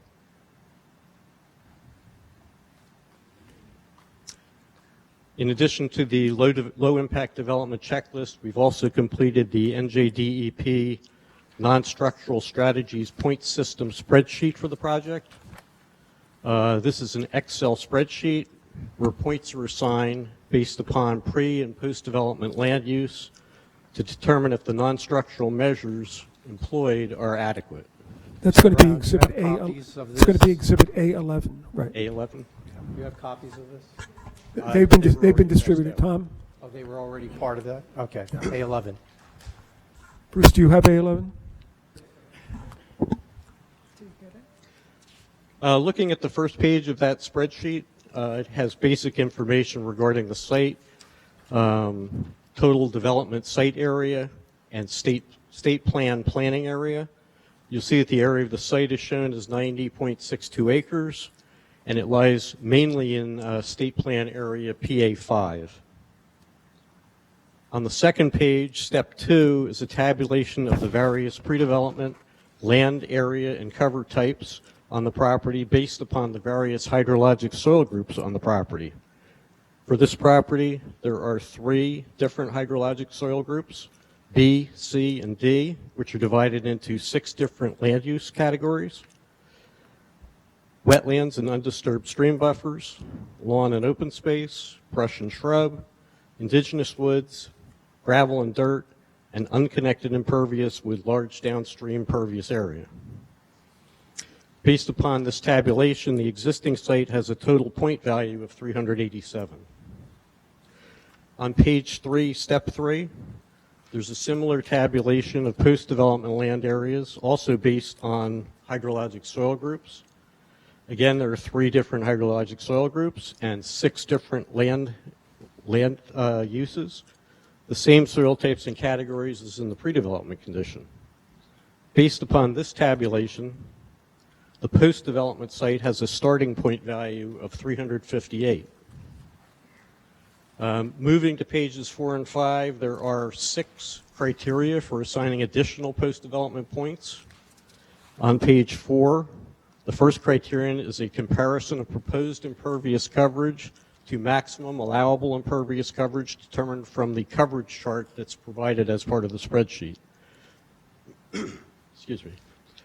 You'll see that the allowable coverage is 12% as compared to our proposed site coverage of 8%, and this results in 29 additional points for the post-development condition.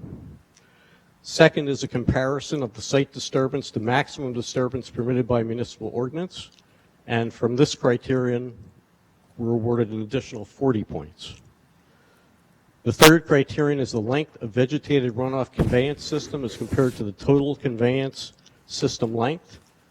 There are several different drainage paths on the site, so we selected the main path that runs from the development area to and through the stormwater basin to Van Horn Brook tributary. The result is an additional 18 points in the post-development condition. The fourth criterion, interestingly enough, is a bonus for clustering, or points for clustering, but because our proposed lots are greater than a quarter acre in size, we get no credit for clustering. I don't really know why that's the case, but that's DEP's criteria. And in this case, clustering is one of the major benefits of this project. On page 5, the fifth criterion is the type of construction equipment to be used in grading lawn areas on the lots. The plans include a note requiring that all lawn grading be accomplished with lightweight construction equipment, and this results in an additional 28 points in the post-development. The final criterion is the satisfaction of the 3 major project stormwater management criteria: recharge, water quality, and runoff quantity, using only non-structural strategies, which we're not able to do and for which we're getting no points. The result is shown on page 5 is the total proposed site points of 475 as compared to the total pre-development points of 387, or a 123% of the pre-development points. As only 115% is required, the proposed non-structural methods are found to be adequate. So, Mr. Brown, if I can ask you a question to sort of summarize this particular topic. So the 2 documents that you were describing are documents prepared by or created by NJDEP, is that correct? That's correct. And they relate to the implementation of non-structural strategies in the proposed drainage system for the project. Is that correct? Yes. And these checklists are required under both the state stormwater management plan, the state stormwater requirements, as well as the Princeton ordinance. Is that correct? Yes. And so is it? I don't know specifically if the Princeton ordinance requires these. This is really more of a DEP thing. The ordinance does. Okay. Mr. West will confirm that. But so your ordinance actually references these DEP documents as being required. So that is why we felt it was important to address it to the board.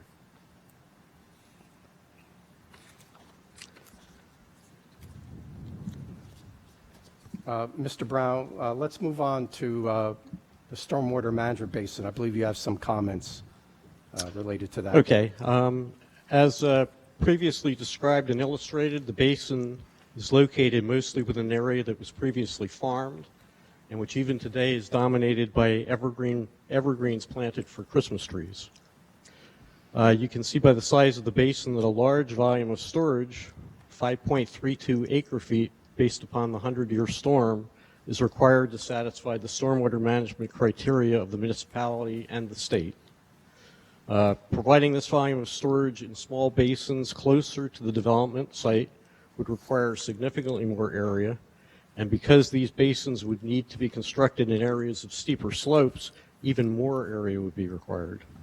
This would require far more clearing than the proposal, and a lot of the clearing would have to take place in the old growth areas of the woodlands downhill of the lots.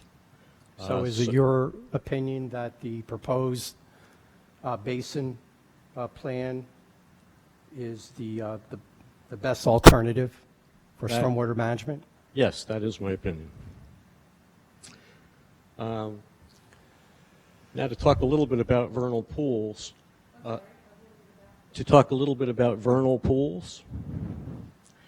There were questions raised at the last hearing regarding the impact of this project on drainage flowing to the vernal pools in the southeast corner of the property. Although I can't quantify the exact acreage draining to each of these vernal pools, I can state that the 7-acre drainage area at the southeast corner of the property, bounded by Herrontown Lane, lots on the east, and it would help if I could put up an exhibit. Yeah, Marty, if you could put that exhibit up.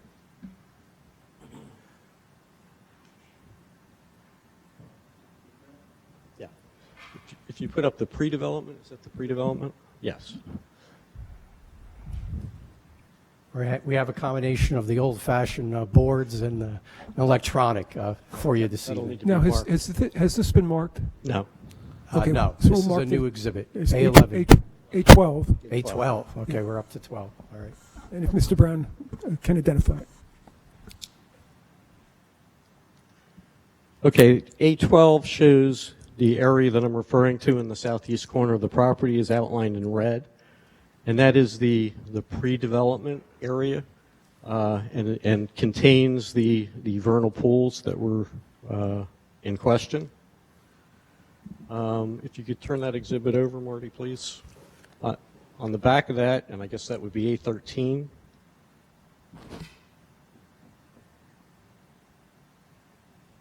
is another exhibit showing the same area outlined in the post-development condition, and the area that's shaded in pink is the area that's being diverted into the storm system and will no longer flow in the same direction in that southeast corner. That area is 0.14 acres, or 2% of that total drainage area. So the remainder of that drainage area in the southeast corner of the site will be undisturbed and will continue flowing to those vernal pools and wetlands features even after development. So there's minimal impact on the vernal pools and on the environmental features in that part of the site. Mr. Brown, is it your testimony that in the post-development condition, 98% of the water that drains into the area where the vernal ponds are located will remain? Yes. I really don't think a statement of that nature is supposed to be offered before making any question. The rules are slightly relaxed in the planning board, but to state a proposition to one's own witness that is it your testimony that 98% of the water won't be changed is to feed an expert opinion to the witness. That is what I just testified to. I said 2% was being removed. Simple math is 100 minus 2 is 98%. Yeah. It's a very simple math Okay. problem. Yeah, I don't think it's in the form of a leading question. Okay, I'll withdraw. Mr. Mueller, I don't want to be, just want to, at this point, because I've heard on multiple occasions where Mr. Affern's interrupting and asking questions during the applicant's testimony. I don't think it's appropriate. I think we need to get the applicant to put his testimony in without interruption from objector's attorney. I think it interrupts the flow of the presentation, and certainly he can, to the extent that he can bring up points, but he, at least on 4 separate occasions, he's interrupting and asking questions and directing the application. And I just don't think it's appropriate. I think just need to be cognizant of that. Well, I don't think anything he's done thus far is objectionable, and he can certainly raise a question as to the form of the question, which is what he did. But if he makes a statement or asks a question that you think is objectionable, either Tom or you should raise that.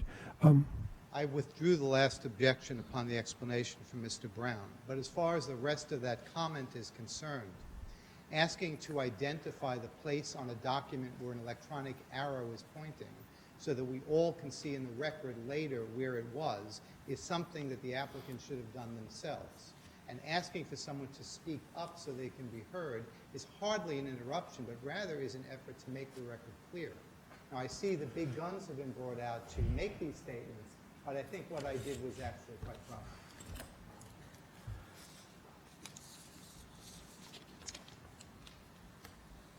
The next thing that I would like to address is NJDEP wetlands permitting that will be required for this project.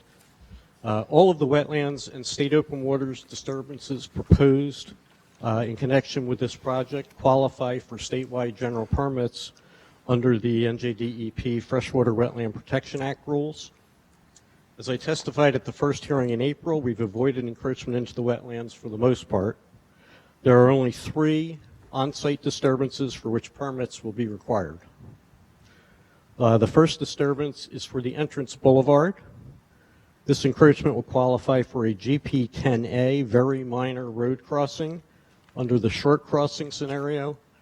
This permit allows the crossing of freshwater wetlands and state open waters 100 feet or less in length, with a disturbance area of a 1/4 acre or less. And a disturbance area of 1/4 acre or less.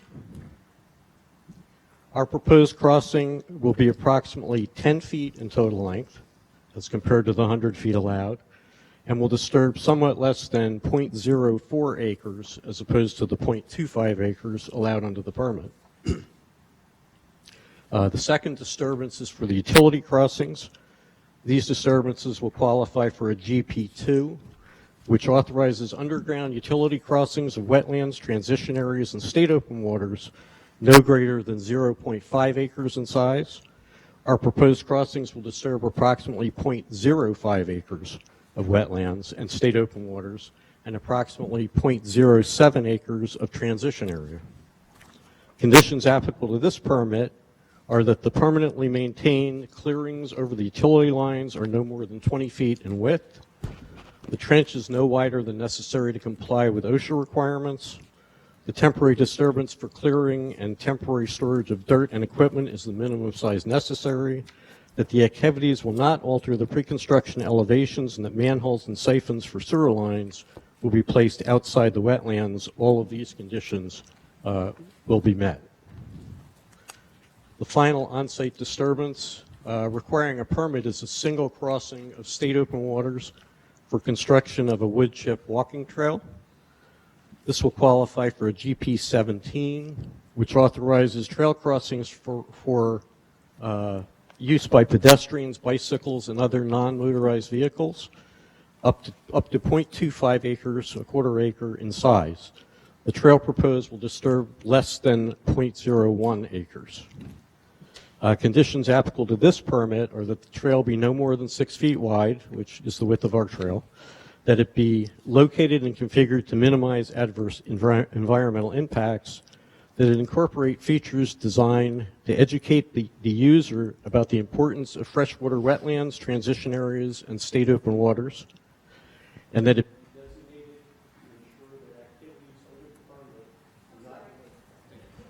I think your mic just died.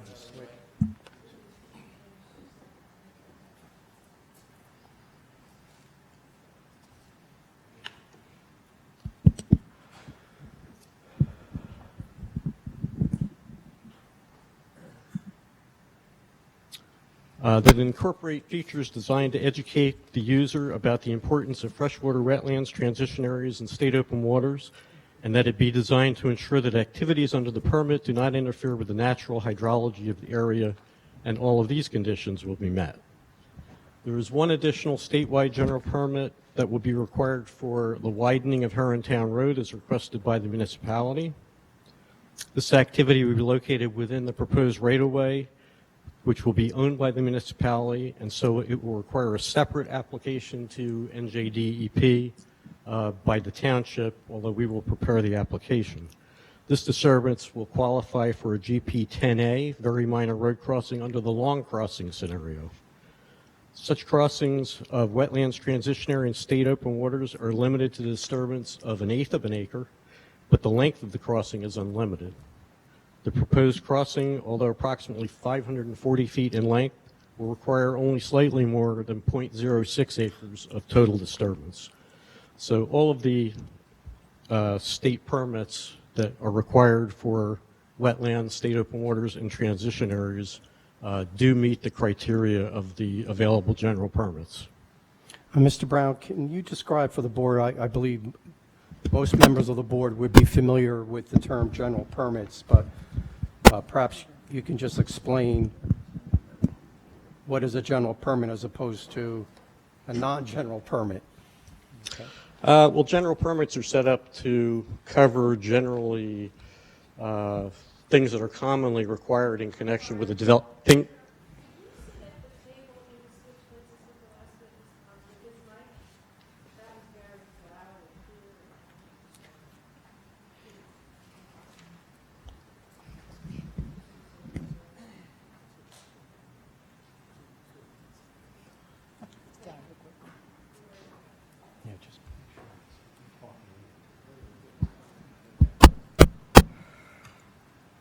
So you were explaining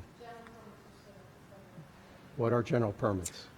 General permits are permits that are set up to cover development activities that are common on development sites, things like road crossings, utility crossings, and if you qualify them if you meet all the conditions of them and qualify them, they're reasonably easy to obtain. If you need a permit to, say, fill a wetlands that doesn't qualify for a general permit, then you have to go for what's called an individual permit, which is much more difficult to get. You have to analyze alternatives to what you're proposing to do, including a no-build alternative.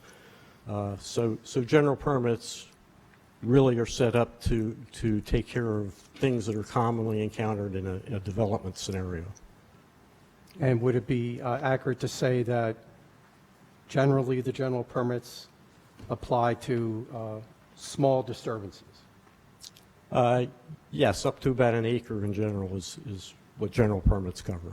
And if we added up all the disturbances that are being proposed in connection with this application, are we to that maximum of 1 acre? We're at approximately 0.16 acres. 0.16? 0.16 for all of the disturbances I just described. Thank you. And to summarize, our proposal meets every purpose of the municipality's cluster ordinance. It's fully compliant with applicable requirements in the municipality's land use ordinance. In my opinion, that this cluster design is clearly the most appropriate way to develop this site, and it provides significant environmental benefits over a conventional subdivision design. As I testified previously, the project will disturb only 26 acres of the 90-plus acre tract, or roughly 29% of the property. The project will be constructed mainly in areas of the tract that were previously disturbed by farming activities.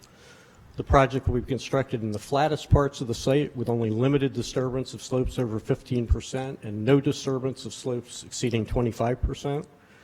The project will create 67.42 acres of permanent open space consisting of the most environmentally sensitive portions of the property. The project will provide the municipality with a well-located 3-acre parcel for affordable housing in an area with pedestrian access to services and public transportation. The project will provide nearly a mile of walking trail through open space that will be available for use by the general public. And the project will include a 100-foot wide landscape buffer, providing a dense screen for our neighbors on Herrontown Lane.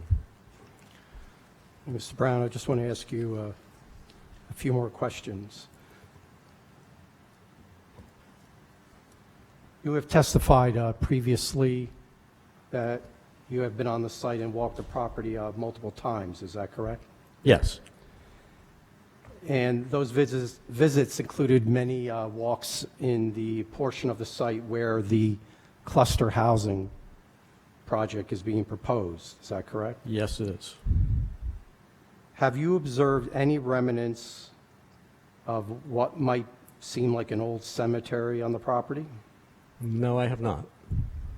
You have not observed gravestones, grave markers, gates, or any similar evidence of a cemetery? No. Do you know what is a Washington beacon? I didn't until a few days ago, but I found since then that it was a signal device used during the Revolutionary War.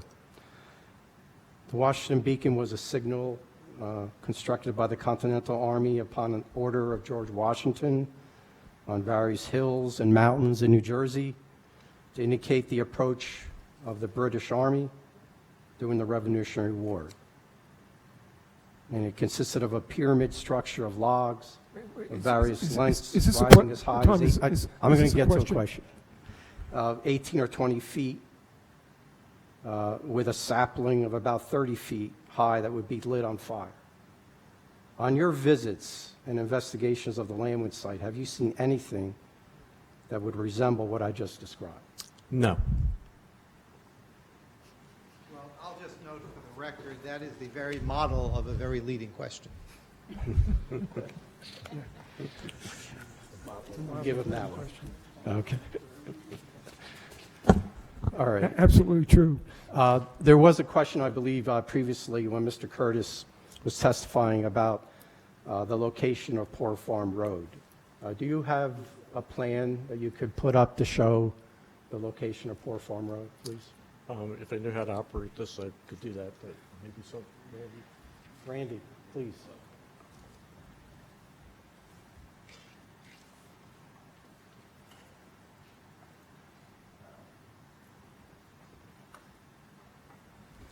Now, is this part of the original slide? This is part of presentation? A1, yes. Okay. Okay. And as you're using the marker, please, for Mr. Affern's benefit, please describe what you're pointing to, please. Okay. The marker right now is on Poor Farm Road. It runs between Mount Lucas and Bund Drive. Does Poor Farm Road run along the property that's the subject of this application? No, the subject of the application is up to the north along Herrontown Road. Thank you. This is Herrontown Road. Thank you.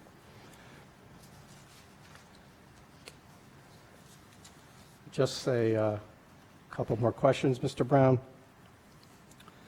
Are the studies of the property that you performed in preparing this application standard or typical for a civil engineer in the design of a subdivision plan? Yes. Do the studies and evaluations that you performed for this application comport with what is required under the Princeton Land Use Code? Yes, as far as I know, it meets the code. And isn't it correct that the municipal staff confirms so in the reports that have been issued in this Tom, matter? why don't you rephrase that so it's not a leading question?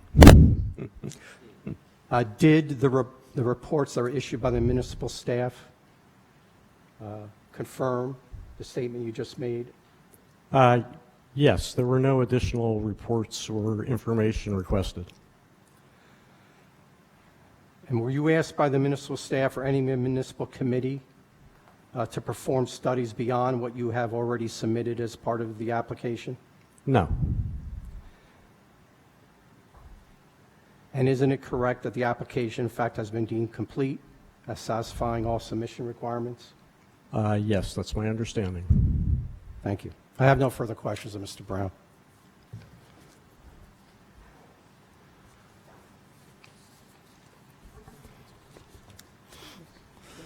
Yeah, I just wanted to go back to the vernal pools for a moment. You testified that only 2% of the land that's currently draining to that area is being diverted. But I'm also curious whether there's any land that is currently not draining to that area that will drain to that area after the project, and in particular from developed areas, out of concern that pesticides or whatever might be used on the properties could flow into the vernal pools. No, there's no additional area being diverted into that area. I also have a question relating to the vernal pools. Are there any DEP regulations about impacting vernal pools or developing in the vernal pool areas? Well, like any wetlands, there are regulations that prohibit you from building in there without a permit, but my understanding is that they only require a 50-foot buffer like as an intermediate wetland does. So it's just related to the wetlands, the 50-foot buffer? Yes.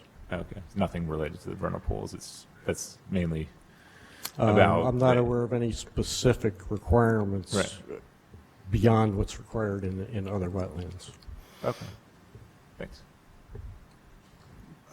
But in any case, we're not touching the vernal pools, so whether or not there are additional requirements, we wouldn't have to abide by them. Right.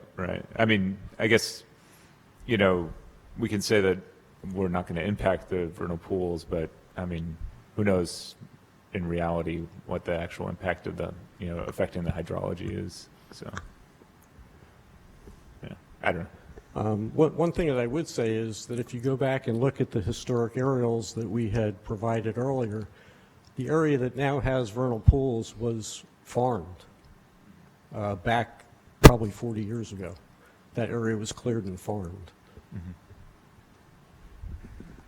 I have a question. Now, I know you weren't asked, but respect to the 3-acre affordable housing site, can you use some of the criteria, say, from the non-structural strategies point system to make some evaluation of that site, even though it's raw land now? Well, when that site does get developed, and if that site does get developed, it will have to meet the same criteria. Yeah, but can you use some of it now? I mean, for instance, it says describe the existing or pre-development site conditions. We're not developing that site, so I'm not sure what you're asking.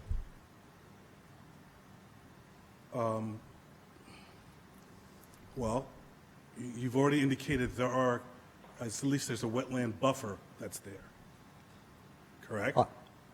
On the affordable housing site? Yes. Well, 17%, 15 to 17% of that cannot be developed because of either the wetland buffer or because of the DRCC. Right. There's a DRCC easement that runs, or conservation area that runs 100 feet beyond the 100-year floodplain. And the ordinance doesn't specifically exclude that from the developable area, but we did take that out. That's part of the 18% that is restricted. And there are some wetlands right in the very back of that 3-acre parcel that have a 50-foot buffer. So that would be regulated by DEP if the town I realize you're not developing it, but at some point it might going to be developed, and there's bare little information given about what's there, whether it's developable. We got the wetlands. But anything else? 82% of it is developable. It's uplands. It can be developed just like we're developing the rest of the other part of the site. If I could make a suggestion, you know, Alvin, if you want to see the kind of information that would be on the checklist for the pre-developed site, I don't know if you'd be willing to fill out the checklist for the three-acre property just for the pre-developed conditions. That's where it's going. Yeah, as a condition of approval, or I know Are it's. you saying in the point system checklist, just to see what the pre-development point value is? Is that? Yeah. We could do that easily, yes. And just if I can, the council is going to have to accept this site, so they can ask for whatever information they want. There's already been a letter submitted to council by Mr. Letizia asking them to make a judgment as to whether they would accept the site. And I assume that the council will do its due diligence and seek all the information it needs to make a judgment as to whether it's really developable. Well, we're still going to approve a 30% bonus. That we're going to do that. Yes, and, but and a lot of that's based on that 3-acre site. So. But unless the council has already accepted the site or indicated it will accept the site, one of the conditions is going to have to be that the council accepts the site. So that's going to be a condition of approval if the board chooses to approve the application. Okay. We're willing to provide that checklist for the 3 acres if that's the board's pleasure. So just to be clear, the council has indicated that they would accept the site? All I know, well, David would know better than I. All I know is, I was just saying, just to be clear, has the council indicated that they will accept the site? I know Mr. Letizia sent a letter a couple of weeks ago to them. I don't believe there's been a response, but I would defer to Mr. Cohen. Yeah, I don't believe that we've taken action on it yet. So in terms of the sequence of events, it would be us approving it and then the council would have to approve it, or the council would have to approve it first and then we would have to approve it? It could be either way. If council chooses to make a judgment before we've made our own judgment, it can do that, or it can wait for the board to act on the application and then decide after the board has acted, if the board approves the application, whether it's going to accept the site. Okay. And that's a 30% increase in terms of bonus. Okay.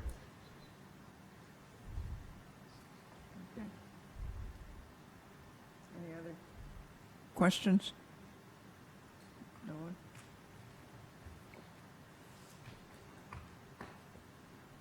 Does that conclude your testimony? Thank you, Mr. Brown. Madam Chair, that completes our direct presentation. So we can now go to cross-examination of our witnesses by Mr. Affern.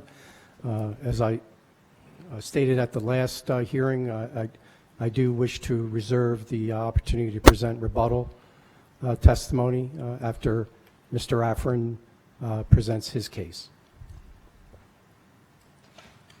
May I suggest a 5-minute recess? I need also to study those new documents for a moment. So. Okay, 5 minutes, everyone.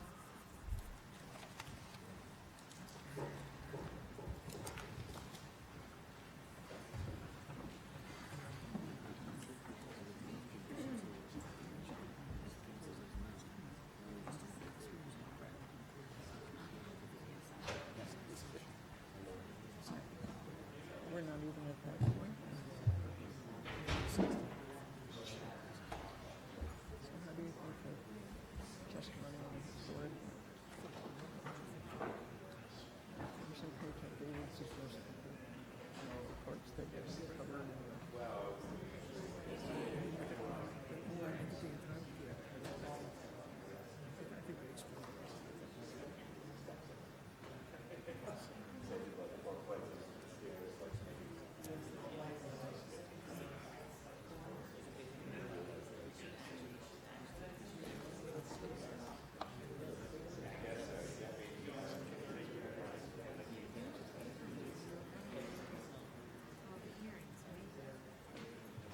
What, on the board?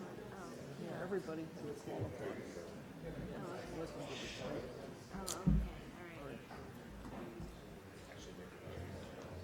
I have a sheet.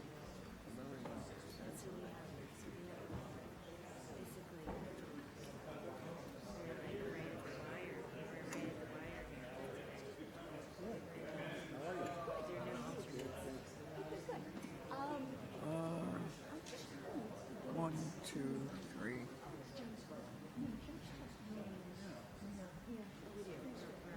We're okay. Because we got. There's been some problems that are They worked on it. They really did.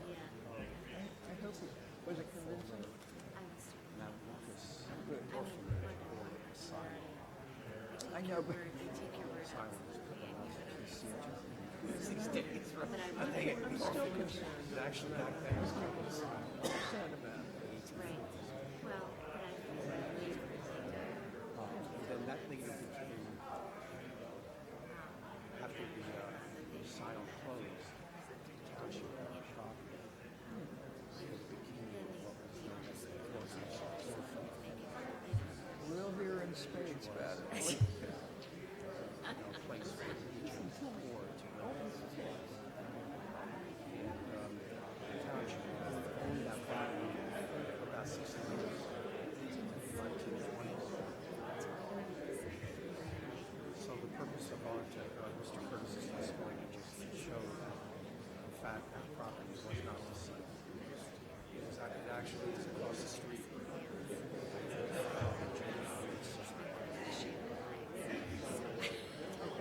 I'm following you. Sorry.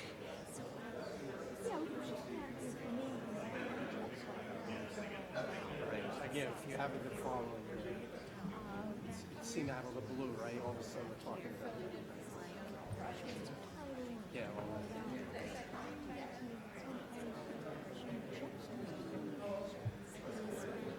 answer some of the questions that have come up in the previous hearings about the land structure strategy related to the trades, what strategy can be implemented that's required to do. That's the main thing. You got a book like it show.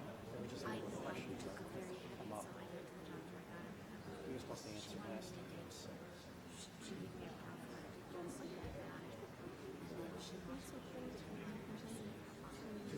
Yeah.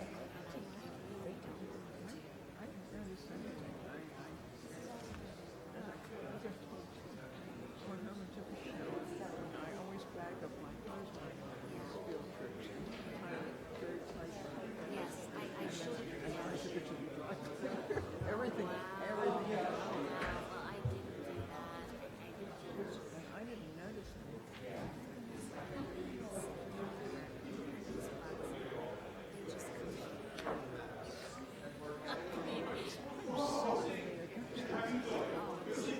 You really put the stuff on just the title.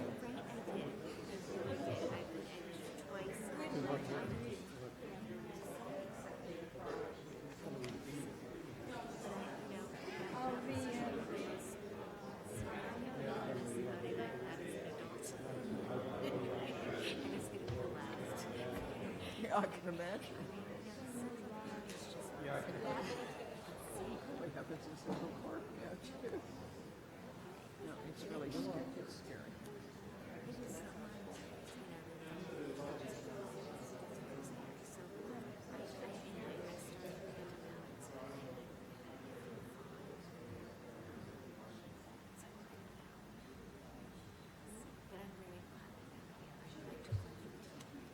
Well, I don't know. I just don't understand. Maybe the rest of us just didn't know. But they're tiny. You can see that little tiny one.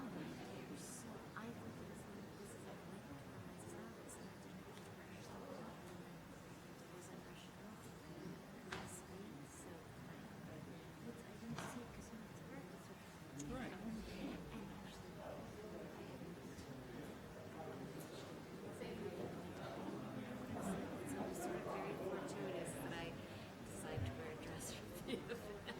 I hope the event was worth it.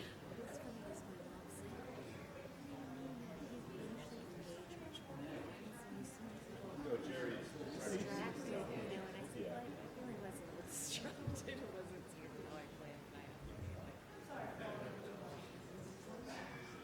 It's very hard to hear down there.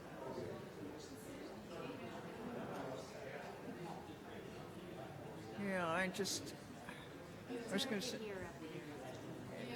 it used to be when we had a smaller board, we could put somebody at the end of the dais and then you could hear, but this is too many people.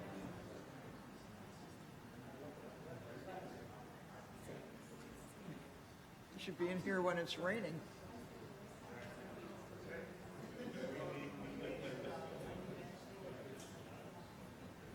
That's a long time ago.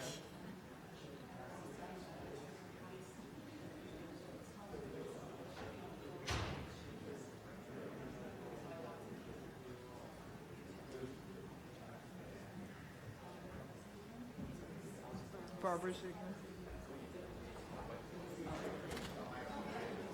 It wasn't Connie Greif. Yeah. Long time ago.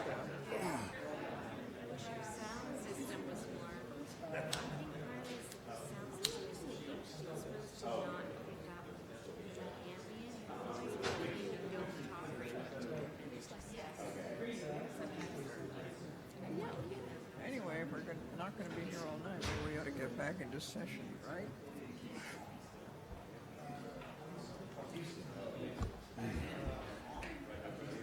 You got a lot of chicks. Yes. You got 3 of them. Can I?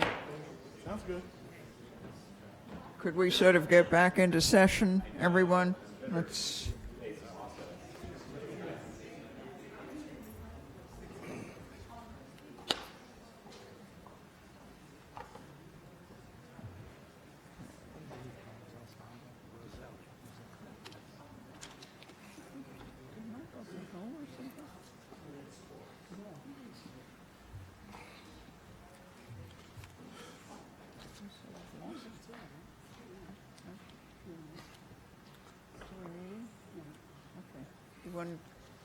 There's more people outside. So. Okay, maybe we can get started now. I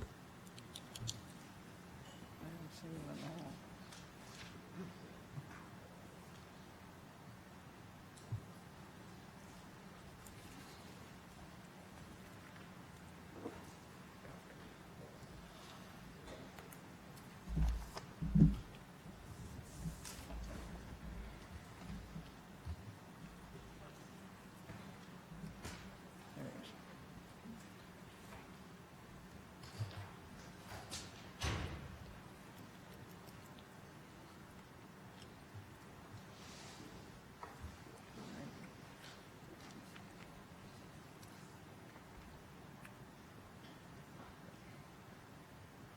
Okay, Mr. Affern, if you're ready.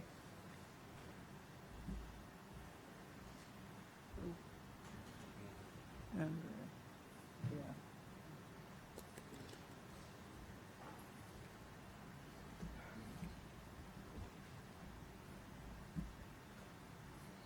We lost a board member. We're waiting, right?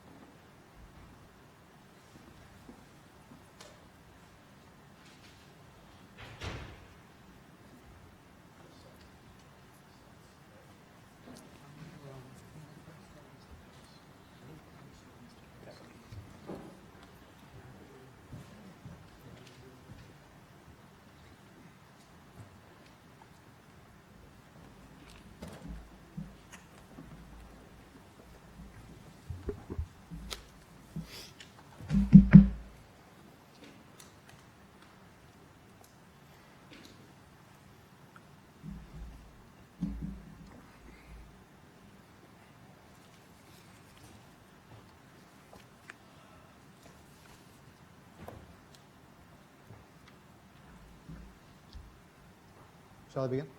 Yes. Thank you. Oh, yes. Is it working?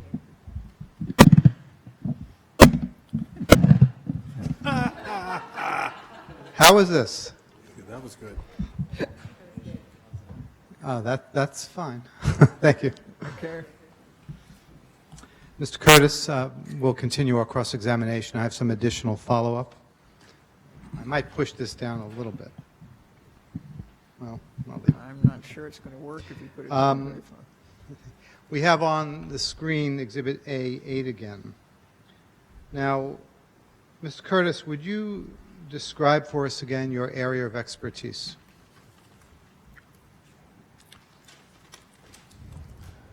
I'm classically trained as a geologist, involved, so I'm a geologist, a land use application permitter, and overall environmental scientist. What's a land use application permitter? I help clients with with land use applications, for wetlands, for example. Any other areas of activity in land use application permitting that you do? CAFRA permits, Okay. coastal permits.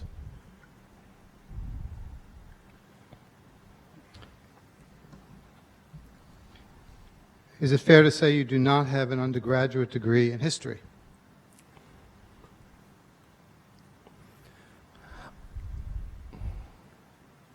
Yes. What was your degree in? Geology. Did you obtain a master's degree, anything higher than an undergraduate degree?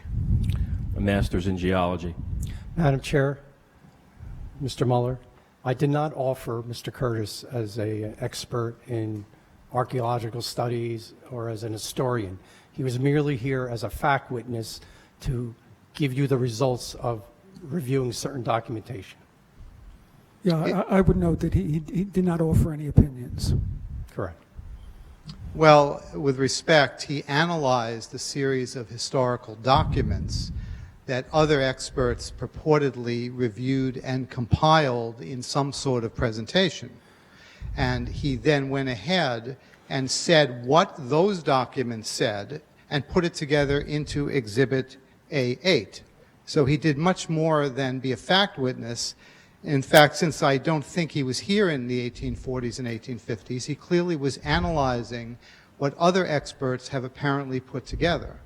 So he was clearly giving an expert view of other experts' analyses. He's not simply a fact witness. He couldn't possibly be a fact witness since none of us were here at the time these roads were created or these properties were bought and sold.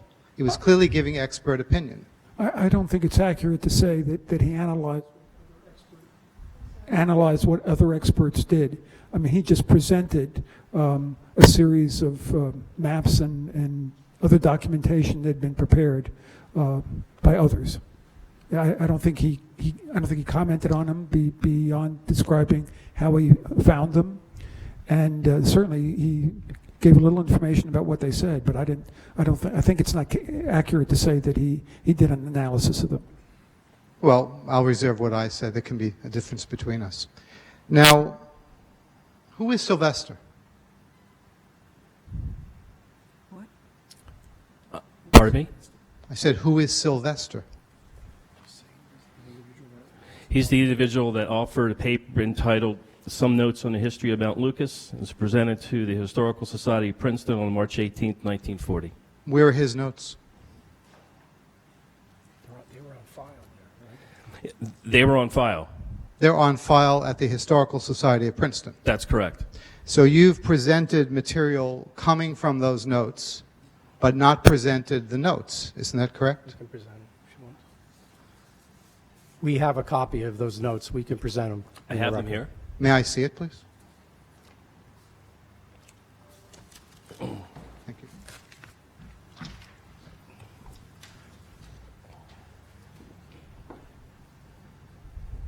Well, I'll note that this is apparently a typed paper of about 15 pages, all of which is text with the exception of a single page at the end that identifies sources of information and has about a dozen references. It is apparently a paper that was prepared by Mr. Sylvester. Well, I assume it's Mr. Sylvester since I think the witness said Mr. And was presented at a meeting of the Historical Society of Princeton in Thompson Hall on Monday, March 18, 1940. Now, I think I'll need a little time to review this. Is this the only copy in the room? That's the only one I have. I see. Well, I don't assume Mr. Letizia will object to my taking it and studying it till the next meeting, will he? No, you may have it. Thank you very much. Yeah, since we have referred to it, we should mark it as Exhibit A14. Thank you.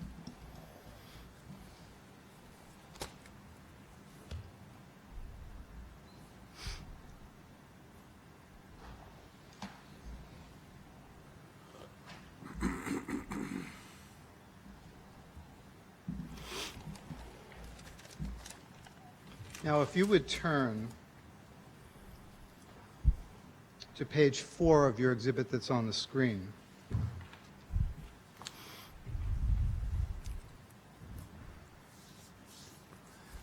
You have a circle you drew, is that correct, in red?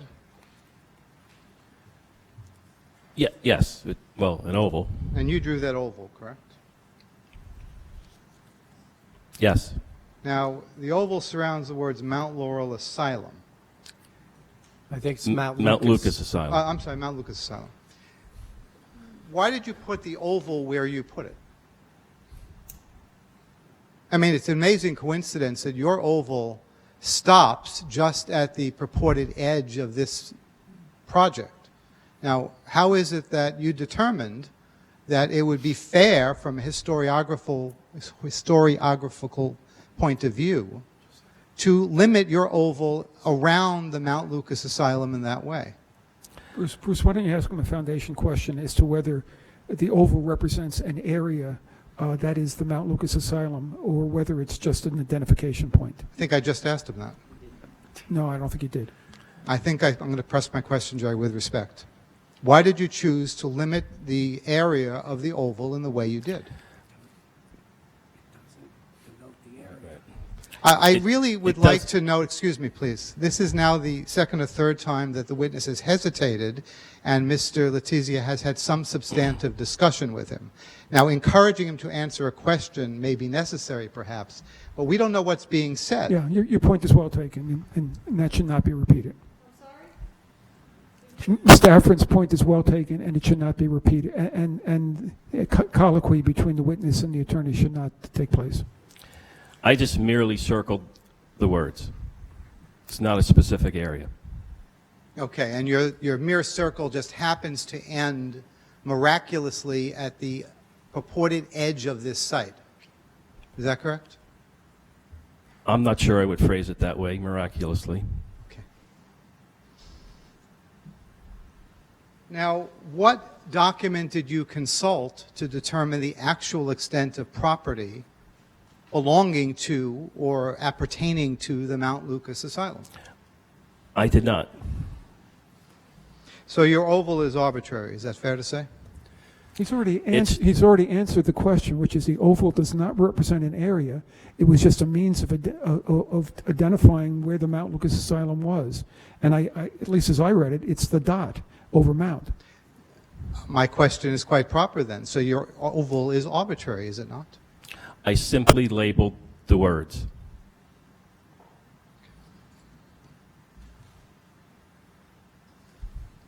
Why didn't you consult any tax maps from those time periods?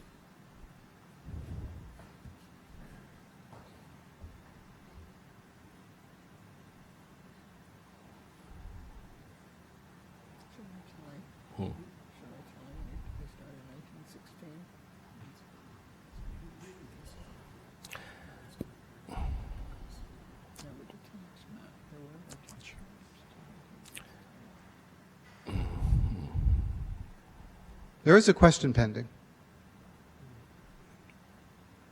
Well, there's a premise to the question, which is that there were tax maps at that time. Why don't you ask that question? Did you seek out any tax maps from that time period? I did not. So you don't know if there were such maps or not for such periods? No.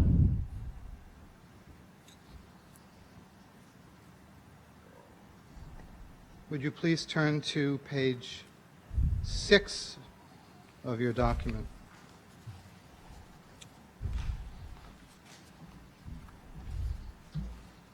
Now again, there's a red oval around the words Township Poorhouse. You see that? Yes. Now, it wasn't just a poor house where people live, but there was a farm, wasn't there?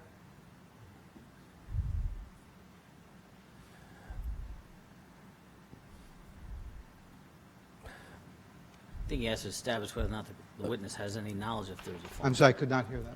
I think you have to establish whether or not the witness has any knowledge if there was a farm. He said there was a farm. Obviously, he has to have some knowledge. I do not have any knowledge whether there was a farm. I see.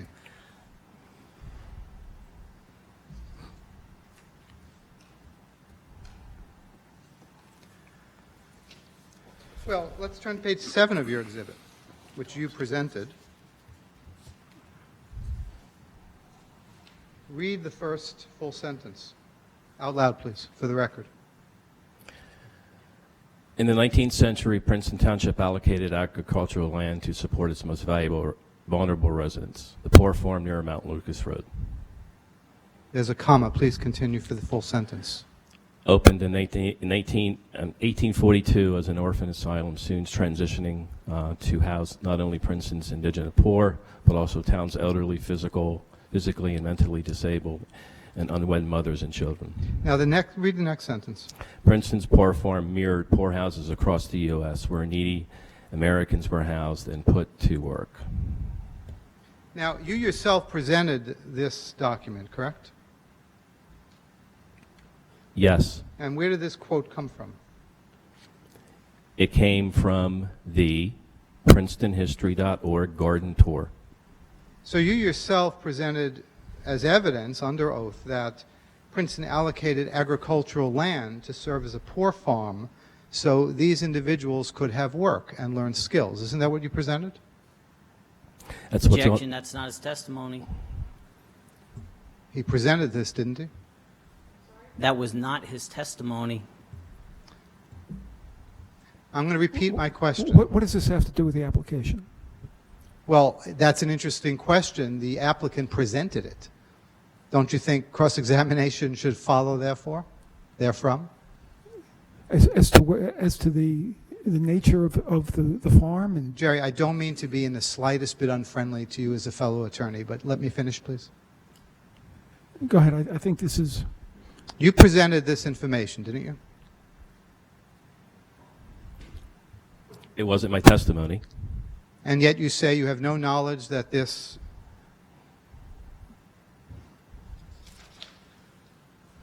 poorhouse was part of a farm run by the town. It wasn't my testimony. Now, did you do a study as to the size of farms in the community, typically in that area, at that time? What is the relevance of this? I don't see this at all. It's perfectly obvious. The relevance is that the farm associated with the poorhouse obviously goes beyond the boundaries of the physical building. It comprises many acres, as farms typically do. And I'm asking the witness how he can delineate that it doesn't affect this property. Okay. Mr. Mueller, if I could, the counsel is assuming there was a farm.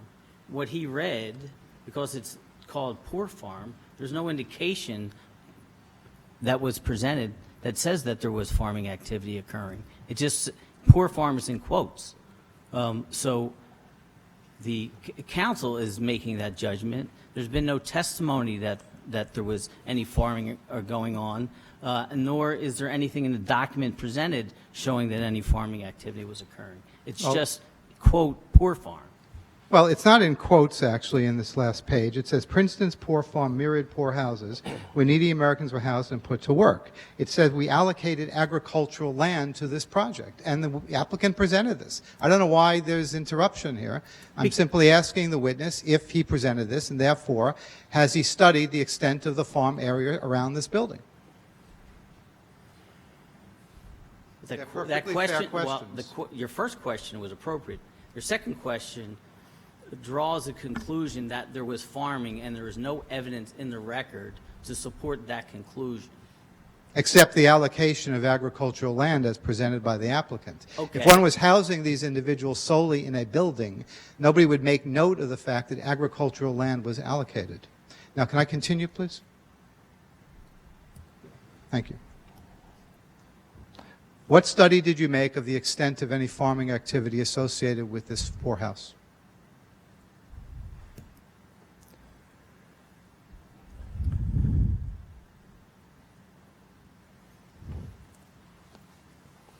I did not.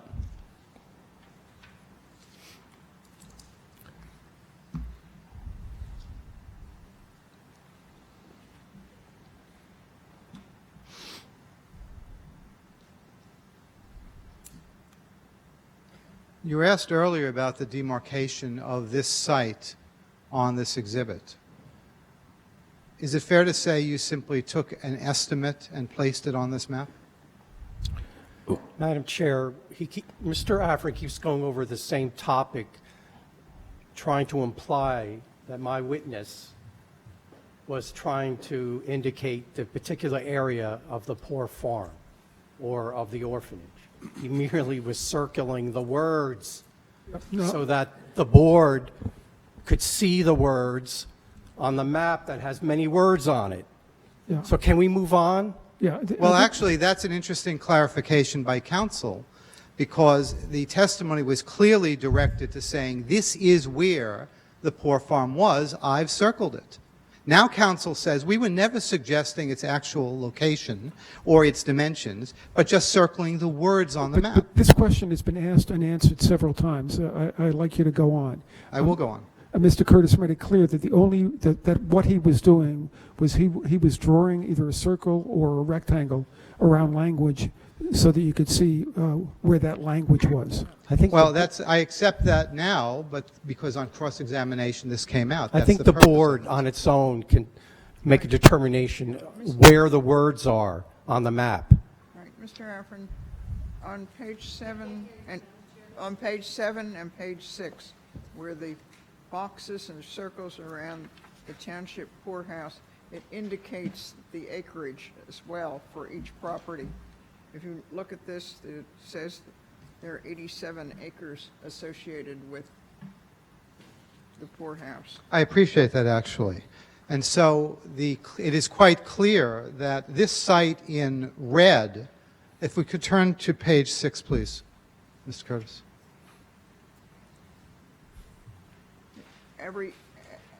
All these properties have the acreage. I think that's actually very helpful, Ms. Gunning.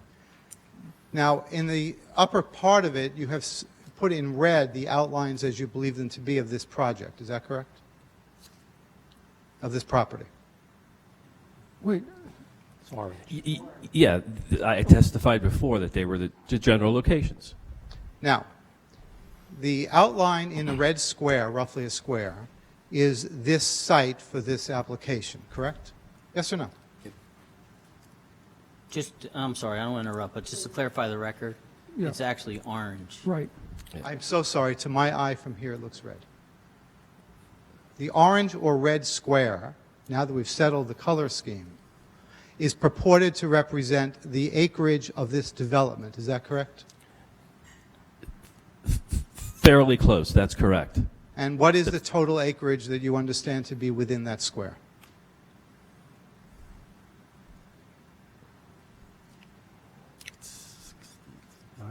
It's approximately 90 acres. So if it's approximately 90 acres in that square, and as Ms. Gunning points out, the map says there are 87 acres associated with the poor farm, then it's quite reasonable, based on the very scale of this document, that the poor farm entered this property. Isn't that correct? I don't think I'd make that inference at all. Well, if you have a square of that nature of 90 acres, and then you have the land associated with the poor farm under it, you can see that if you were to draw a proportionate square around your circle for the poor farm, you'd also have roughly 87 to 90 acres. Isn't that correct? I'm not sure I understand your question. Well, if the poor farm has 87 acres, as Ms. Gunning pointed out, and if that's roughly the same as the 90 acres of this project, if you took a square equal to that around the poorhouse, you would see that it would have to intrude, potentially anyway, into this site. Isn't that correct? No, I would disagree with that and say that's a qualitative examination based on the scale of these maps. Well, okay. And I think that's a reach. Well, where do those 87 acres for the poor farm go? Do they only go directly under the line of this project, as you put it? How do you know they don't extend into this site?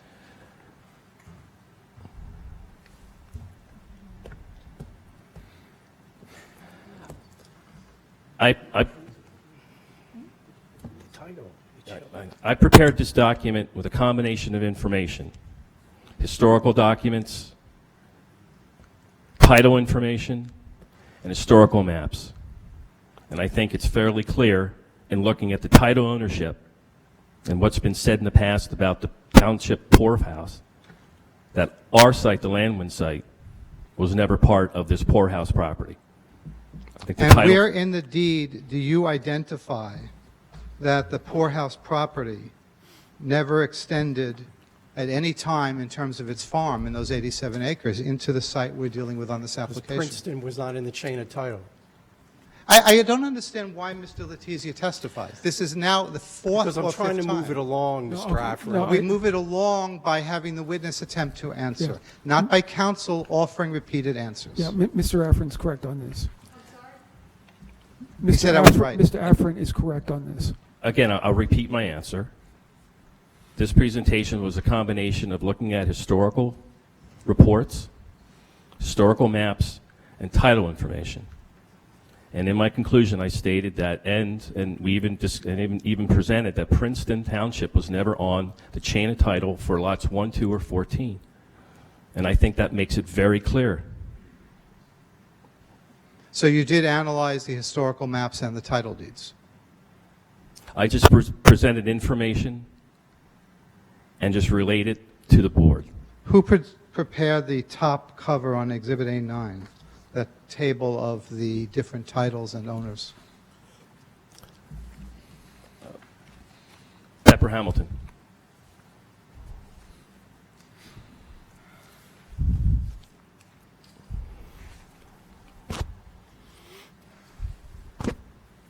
Is this a hard question? Who prepared the first page of your exhibits? He responded. I said Pepper Hamilton. Oh, I didn't hear you. I'm so sorry. Pepper Hamilton prepared that. You did not, did you? No. And Pepper Hamilton took those deeds and made that table that appears as the first page of A9. Isn't that correct? That's correct. So they analyzed the deeds and put that together in that table, not you. Isn't that true? They prepared the tables. And they analyzed the deeds and took information from the deeds and made that table, not you. Isn't that correct? You just asked that question and you just answered it. I didn't get an answer. He said they prepared the table. My question was broader. My question was, and they analyzed the deeds and took the information and put it into the table, not you. Isn't that correct? Yes. I also went through the deeds too. The information appearing in the table was the work of Pepper Hamilton. Isn't that correct? Yes. And they're the lawyers for the applicant. Isn't that correct? There's a record, Jerry. I want the question answered. You don't have to put it in the record. It's already in the record that they represent the applicant. Let's move on. Why didn't you tell us that you didn't do that work, but your lawyers did? I believe Mr. Curtis testified that the title searches were performed or were ordered by this office. Excuse me, a title search is a mechanical act you put in with a title company and they produce documents. The analysis of those is not the same thing. Why didn't you tell us that your lawyers did this analysis, not you?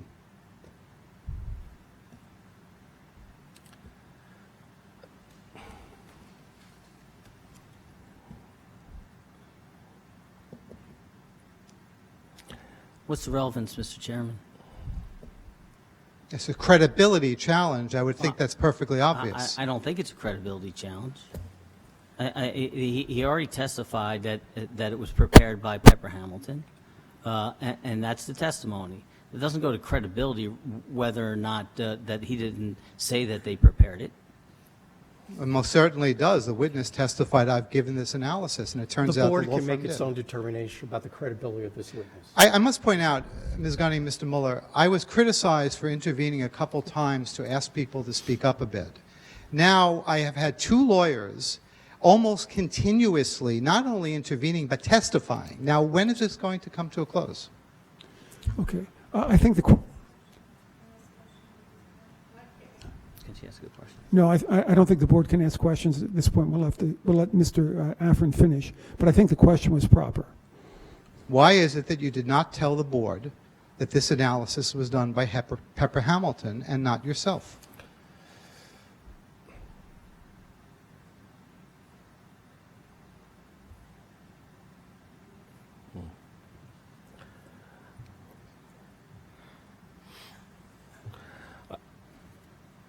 I thought it was irrelevant. I thought it was inferred that they had prepared the tables.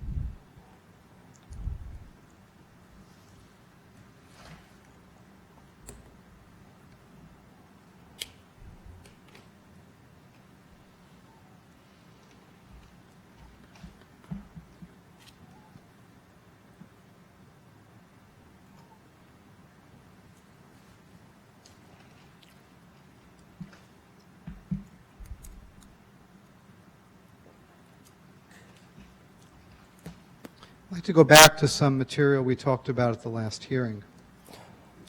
Mr. Chairman, why are we talking about material from the last hearing? Mr. Curtis was cross-examined extensively at the last hearing on his testimony. I don't think Mr. Affern gets to go back. He concluded his cross of Mr. Curtis in his testimony at the prior hearings. There's no such rule, and I'll point out the applicant went back with the engineer, not on a rebuttal case, but in the middle of my case to fill in some of the gaps left by Mr. Curtis's testimony. Mr. Curtis did not provide any new testimony this evening. May I continue, please? There's no rule barring my questions. Yeah, go ahead. Ask the question. Thank you. When you made the decision not to produce the vernal habitat map, who did you consult about that decision?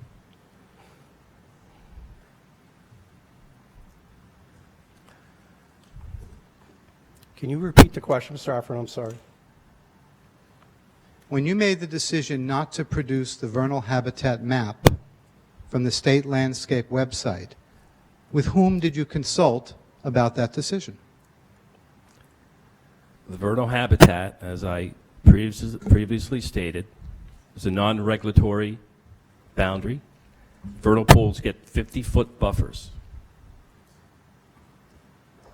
When you made the decision not to disclose the vernal habitat map, with whom did you consult? That is an improper question that includes a conclusion that this witness intentionally did not disclose it.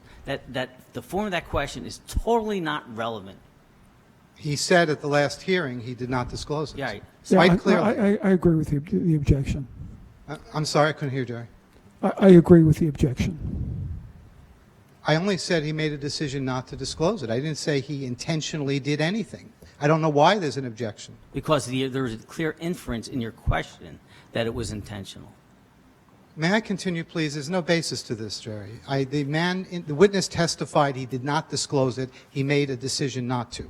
Whether it's intentional or accidental or negligent is quite beside the point, and he made it clear he made a decision because he thought it was not relevant. Therefore, it is an intentional decision by his own testimony just now and at the last hearing. He said it was not relevant because, in his view, only 50 feet from the vernal pool is material. Therefore, he intentionally decided not to disclose the vernal map, the vernal habitat map. His own testimony demonstrates this. So that's a good summary. So what else do we need? My question was very limited. I don't know why there's more colloquy going on between Mr. Letizia and the witness. This is intensive conversation. Yeah. This is the 6th or 7th time it's happened, continuously. And there's a general rule that when a witness is on cross, that witness does not speak to his attorney. No, that's true, but this is the first time Mr. Letizia had colloquy with the witness since the last objection. Yes, it's suddenly happening. When you made the decision not to disclose the vernal habitat map, with whom did you consult? I'll answer it again. Vernal pools get 50-foot buffers. That's not an answer to the question, which has nothing to do with his reasons for not disclosing. And I ask simply with whom he consulted when he made that decision. Where are you going on? Where are you going on this? What's the relevance of whether he consulted with other people or not? Jerry, I don't have to identify the relevance in the middle of a question when the witness refuses to answer. No, I think you do. I don't see the relevance of this question as to It's very whether he can simple. Is he acting as an independent expert or it's someone else's insistence? Okay. I thought that was obvious. Now, please answer the question. I made the decision myself. Did you consult with anyone else on your team by way of experts? I made the decision myself. I understand you say you made the decision. I'm asking with whom you consulted, if anyone, about it.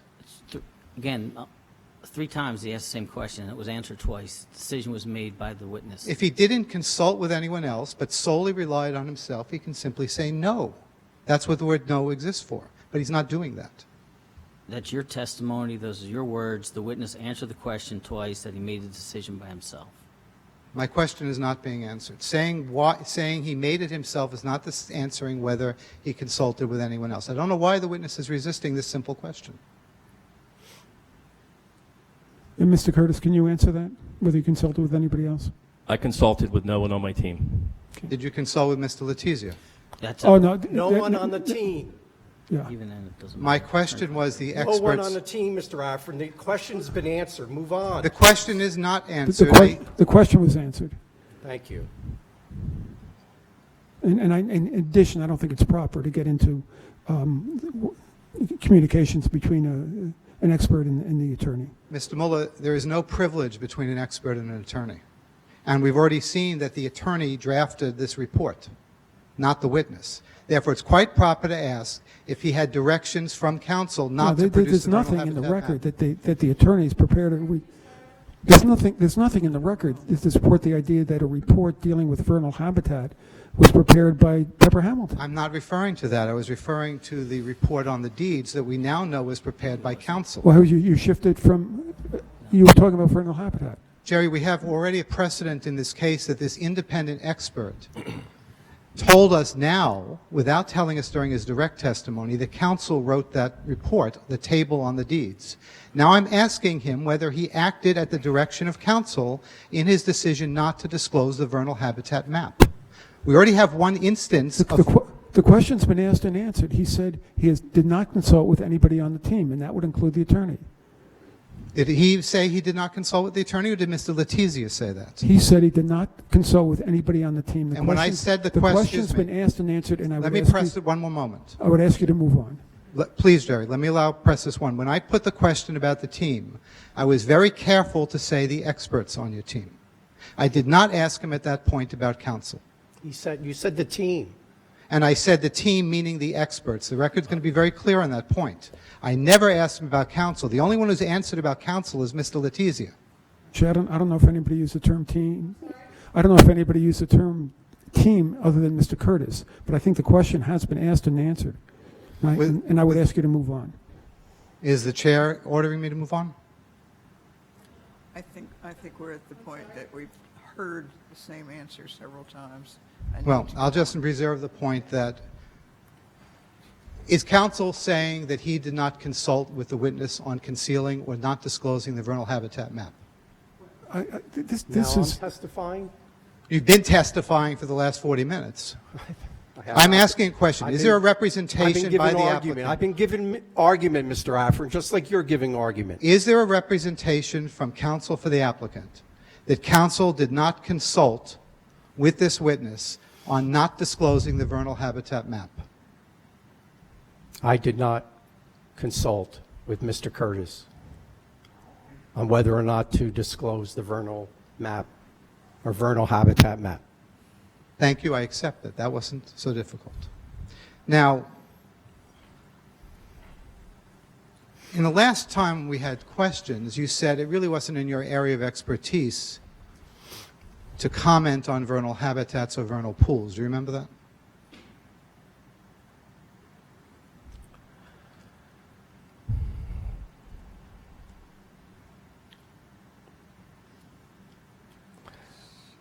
I'd have to go back and look at the record. I'm sorry, I could not hear that. I'd have to go back and look at the record to confirm those exact words. Well, I didn't ask you about the exact words, nor was I purporting to quote you. You said you did not have expertise on the question of vernal habitats and vernal pools. Isn't that what you said as a general proposition last time?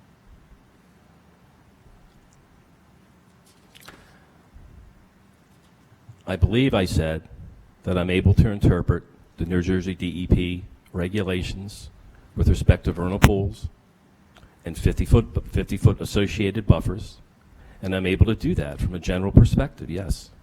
And you said you did not have expertise in the relationship of vernal habitats to vernal pools. Isn't that what you said at the last hearing? I'd have to go back and look at the record to be specific. Are you able today to answer the question of the relationship of vernal habitats to vernal pools? Mr. Mueller, these questions were asked last time. Why does Mr. Affern get to ask at another hearing the same questions of Mr. Curtis to repeat over and over again? It's in the record already. Can he move on to a new subject of Mr. Curtis, no. He keeps bringing up vernal pools. That was, you spent an hour in July on that very subject. Yeah, Can we move on? May I point out that the witness just spent time on vernal pools by putting Mr. Brown on after the witness closed its case. Now, it seems a very strange rule of procedure that the applicant can close its case, then after I raise vernal pools with Mr. Curtis on cross, the applicant asks to reopen its case, and then address the subject of vernal pools yet again. And then somehow I'm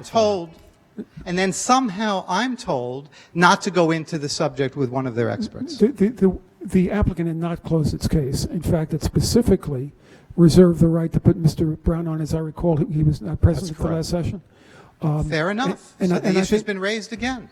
But not through Mr. Curtis. You could ask Mr. Brown about it. He's the one who testified. I think Mr. Letizia's point is well taken. Well, I am simply asking, he said he does not recall at this point what he said about whether he has expertise in the field of vernal habitats.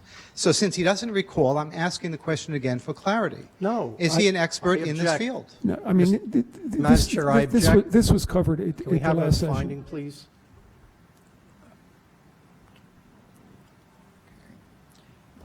I think we heard this testimony in July, and I think that we're not making any progress if we go over and over it. We'll go back to it if we have to, but at this point, I think we need to move along. I accept that guidance. And I was simply asking one or two questions. The colloquy is what's become extended. Why didn't you go to Mr. Brash on the question of not disclosing the vernal habitat map?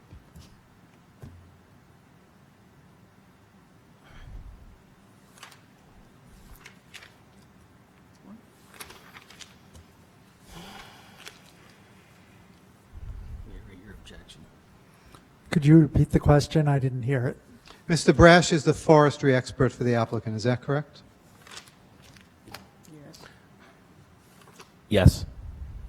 Now, if you accept my representation at the last hearing, you said you didn't have expertise on the subject of vernal habitats. I would ask you now why you didn't consult with one of your other scientific experts, namely Mr. Brash, before deciding not to disclose that map.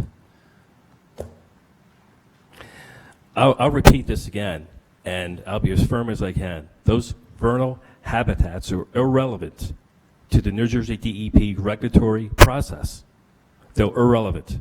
Vernal pools get 50-foot buffers. That's my answer. Okay, I appreciate that. Thank you. That's all I had for Mr. Curtis. I'm prepared to begin with Mr. Brown, but we won't finish by 11, but I'm prepared to start.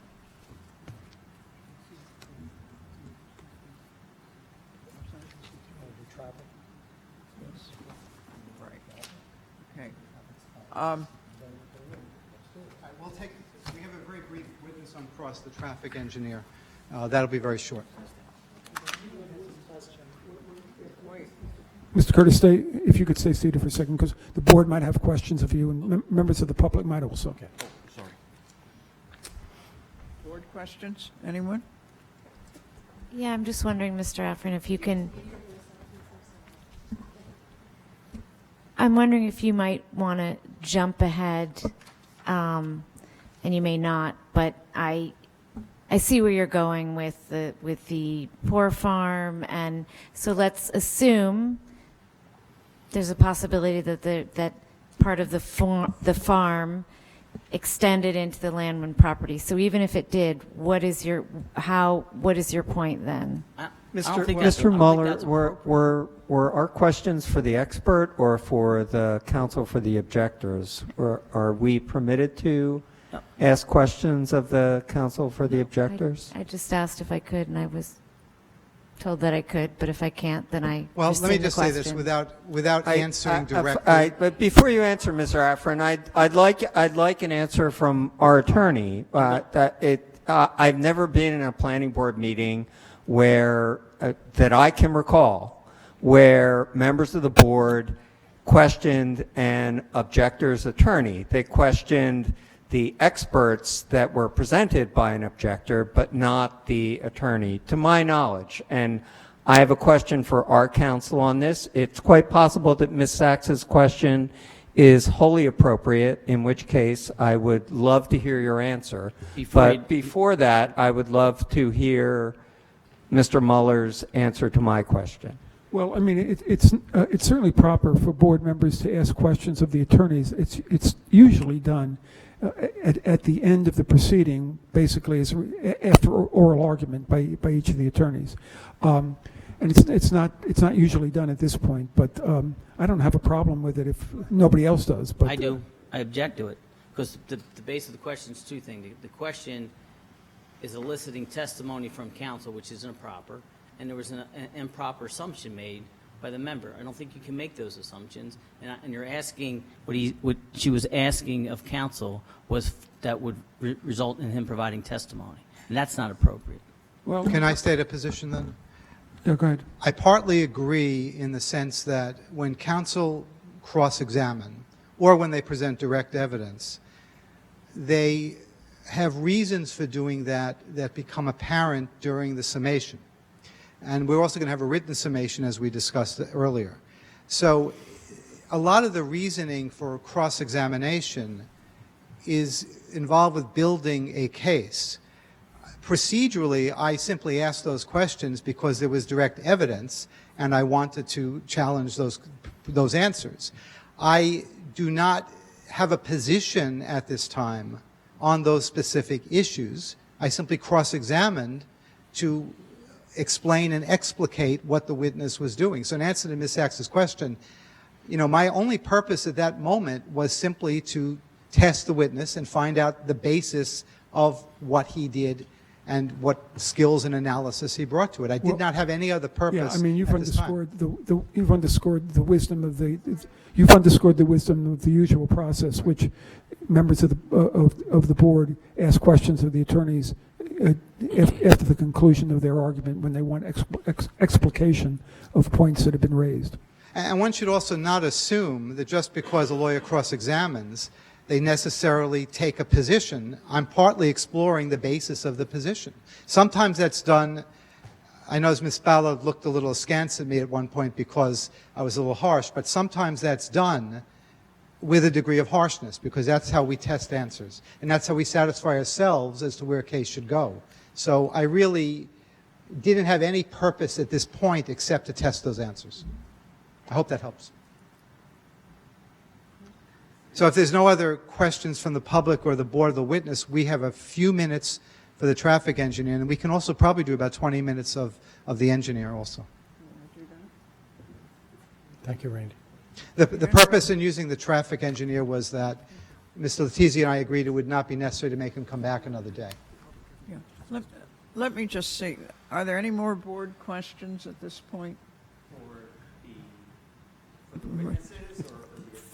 Well, I mean, we really are here to hear the witnesses. The attorneys are certainly going to chime in. It would be any. I think we need to be clear, though. I think the question should be for Mr. Curtis, if board members have any questions, and if any members of the public have any questions. Well, yeah. If we're not going to have board... I have another question. I'm wondering if the board could also be provided with there was one document that was provided just to Mr. Affron on the Sylvester which I guess notes. There are not other copies of it. Would be great if I could give that to the clerk, and then Mr. Letizia could get me one by email. I may have one or two extra copies. I'll be happy to I agree, the board I should I have think it. if it's given out, it should be given out to everybody on the board. Okay. Let's make arrangements to get that. Great. The one thing that worries me is that there are people who have sat here meeting after meeting, members of the public who wanted to ask questions or state their point of view, and I'd really like to take a few minutes and see if Jerry, some of was these this people marked? can be The note- accommodated by coming to the Sylvester mic. note? Sylvester, yeah, yep, they were nominated, I'm sorry? They were, I'm just going they to were- open the meeting to the public. Okay. And That's- if you have a short question or comment, we'd very much like to hear from you. So, And Tom, anyone? That's, the notes are A14. A14, thank you. And anyone at all? No? I think all of you have been very patient.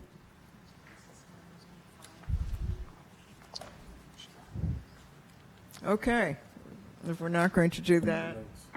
Should I proceed? What was your, you wanted to do the traffic? No, we're just calling the traffic engineer on cross. We're calling Mr. Vertice the traffic engineer on cross. Yeah. Yeah, okay. And remember, we do finish at 11. Okay. We only have a few minutes, and the idea is so he does not have to make another trip at the next meeting. Okay. Mr. Letizia and I can reach accommodation, actually. Nice. Mr. Vertice, am I saying your name correctly? I'm sorry. Vertice. Vertice, thank you. Mr. Vertice, refresh us again as to the date when you did this traffic study. It was published August 16th, 2018. Right, and what was the date of the actual study? The date of the traffic counts were August of 2018. When in August? August 2nd to August 10th. Okay, so August 2 to August 10 was when you actually did the counts. Traffic counts, yes. Okay. Why did you pick that particular time period? That's when I was engaged. And how long before August 2 were you engaged? I don't recall. Was it close to that time? I don't recall. Well, were you engaged that summer? Were you engaged in the spring, in the winter? It's asked and answered, Madam Chair. Well, I'm trying to focus the witness's attention. I mean, do you have any recollection I of the think- time period when you were hired? Yeah, I think the question is proper. I don't recall. I don't. Do you have your contract with you that has a date of retention? No. Are you able to help us in any way as to when you were retained? Again, I'm going to object. This has been 5 times. It's been asked and answered. Well, it's a little surprising that a witness has absolutely no idea when he was hired to do a job. It was a year, August of 2018. I've done 250 jobs since then, so I don't recall. Well, why did you choose to do the traffic counts in that particular 8-day period? I picked a 1-week period to pick up traffic counts, which is common for this type of project. And again, that was at the time we started the project, essentially likely based on when I was engaged. Did it occur to you that the period August 2 to August 10 is a time of less activity in general in this particular community and in many communities? I could circumvent your question because I do have data from 2011 because I worked on this site. Traffic volumes were a little higher at that time, but it was so old and it wasn't significant that I didn't think it made any difference in the findings.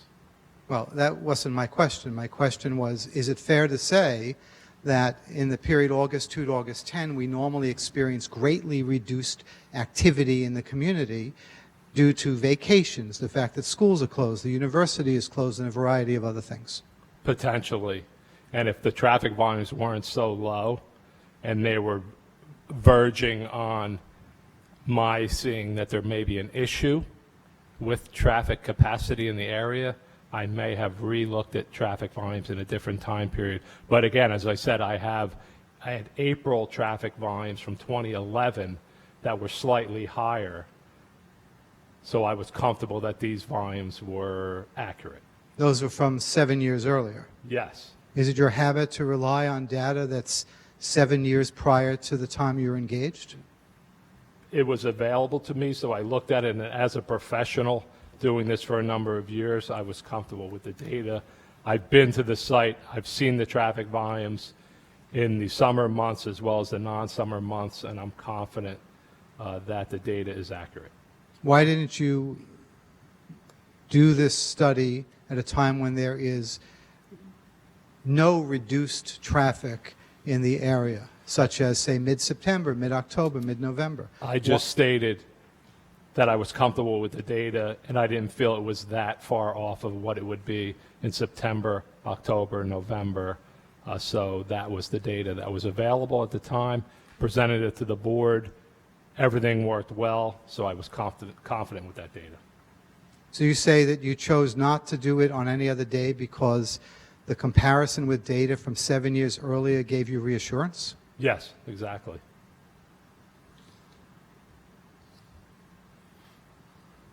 What survey did you do about accidents in this area? None. Well, isn't that a relevant factor when you're proposing 30 new units in this corner where that road is? Yeah, if it was brought to my attention that there was any accident history in the traffic review letter or the engineering review letter or the police review letter, I may have conducted that. But for a low-volume roadway and where we're accessing, I was confident as a professional not to have to do that additional analysis. So when you did this analysis in August during this vacation period, you were confident that the low traffic volume meant you didn't have to find out about the recent accident history throughout the year? Well, I've been to the site in non-summer months as well. And When as was I that? mentioned, there have been review letters from professionals from the board as well corroborating my study as being accurate. Can you point out, how did they corroborate the accuracy of your study?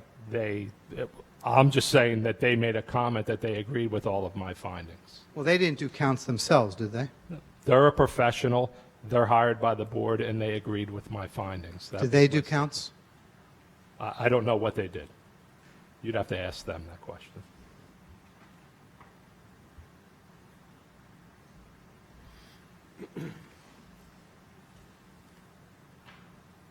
Nothing further.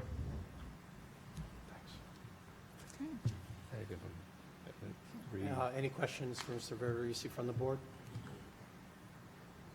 Anyone? No. Maybe other members of the public? I don't know. Perhaps other members of the public want to ask a question. I don't know. Any further questions from the public? That was a no, I guess. Okay. All right. Thank you very much. If there are no further board comments or questions, what we should do is try to determine a date that we're going to hear the rest of this. Ms. Gutting, are we not going to continue with cross today? Should we stop at this point? Sorry? Are we continuing with cross of other witnesses, or are we stopping at this point? I think at this point we'll stop. Okay. It's what time? 22? Did you had more? I'm sorry? You had any, you can cross it.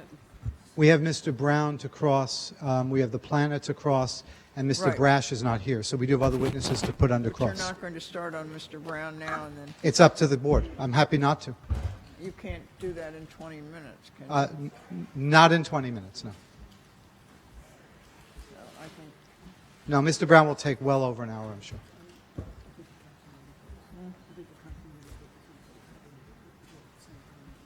Yeah,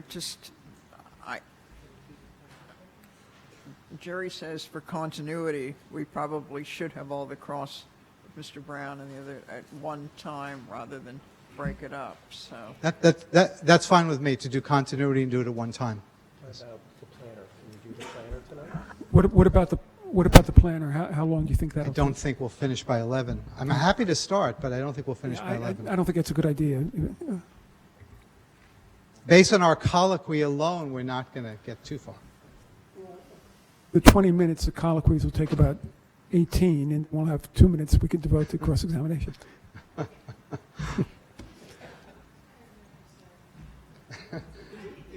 It really isn't worth repeating, but it was just a joke. It was a pleasantry between counsel.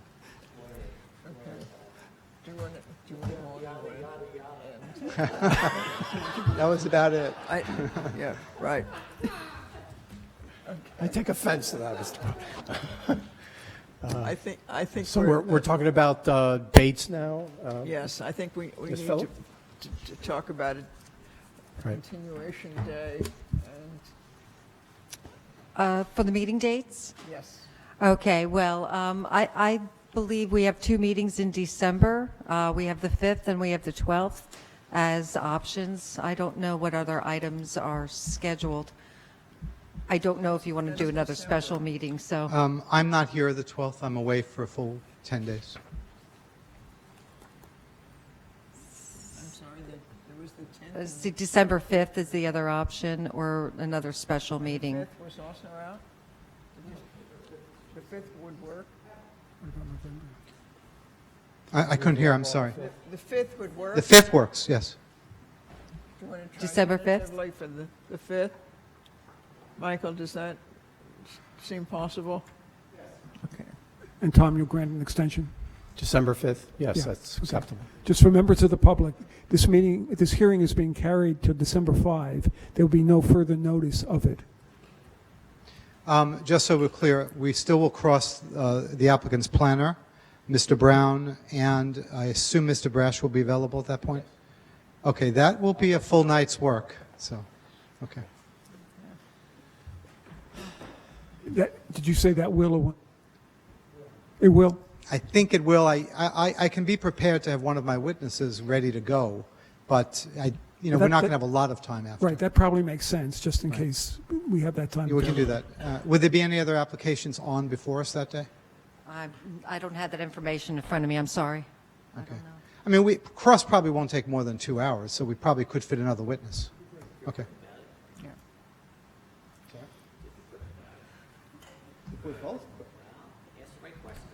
Okay. Okay. All right. You guys take it out in the hall. All right, let's go. Yeah, all right. All right. Move to adjourn. Second. I move to adjourn. And I seconded the motion. All those in favor? Thank you very much. Aye. Aye.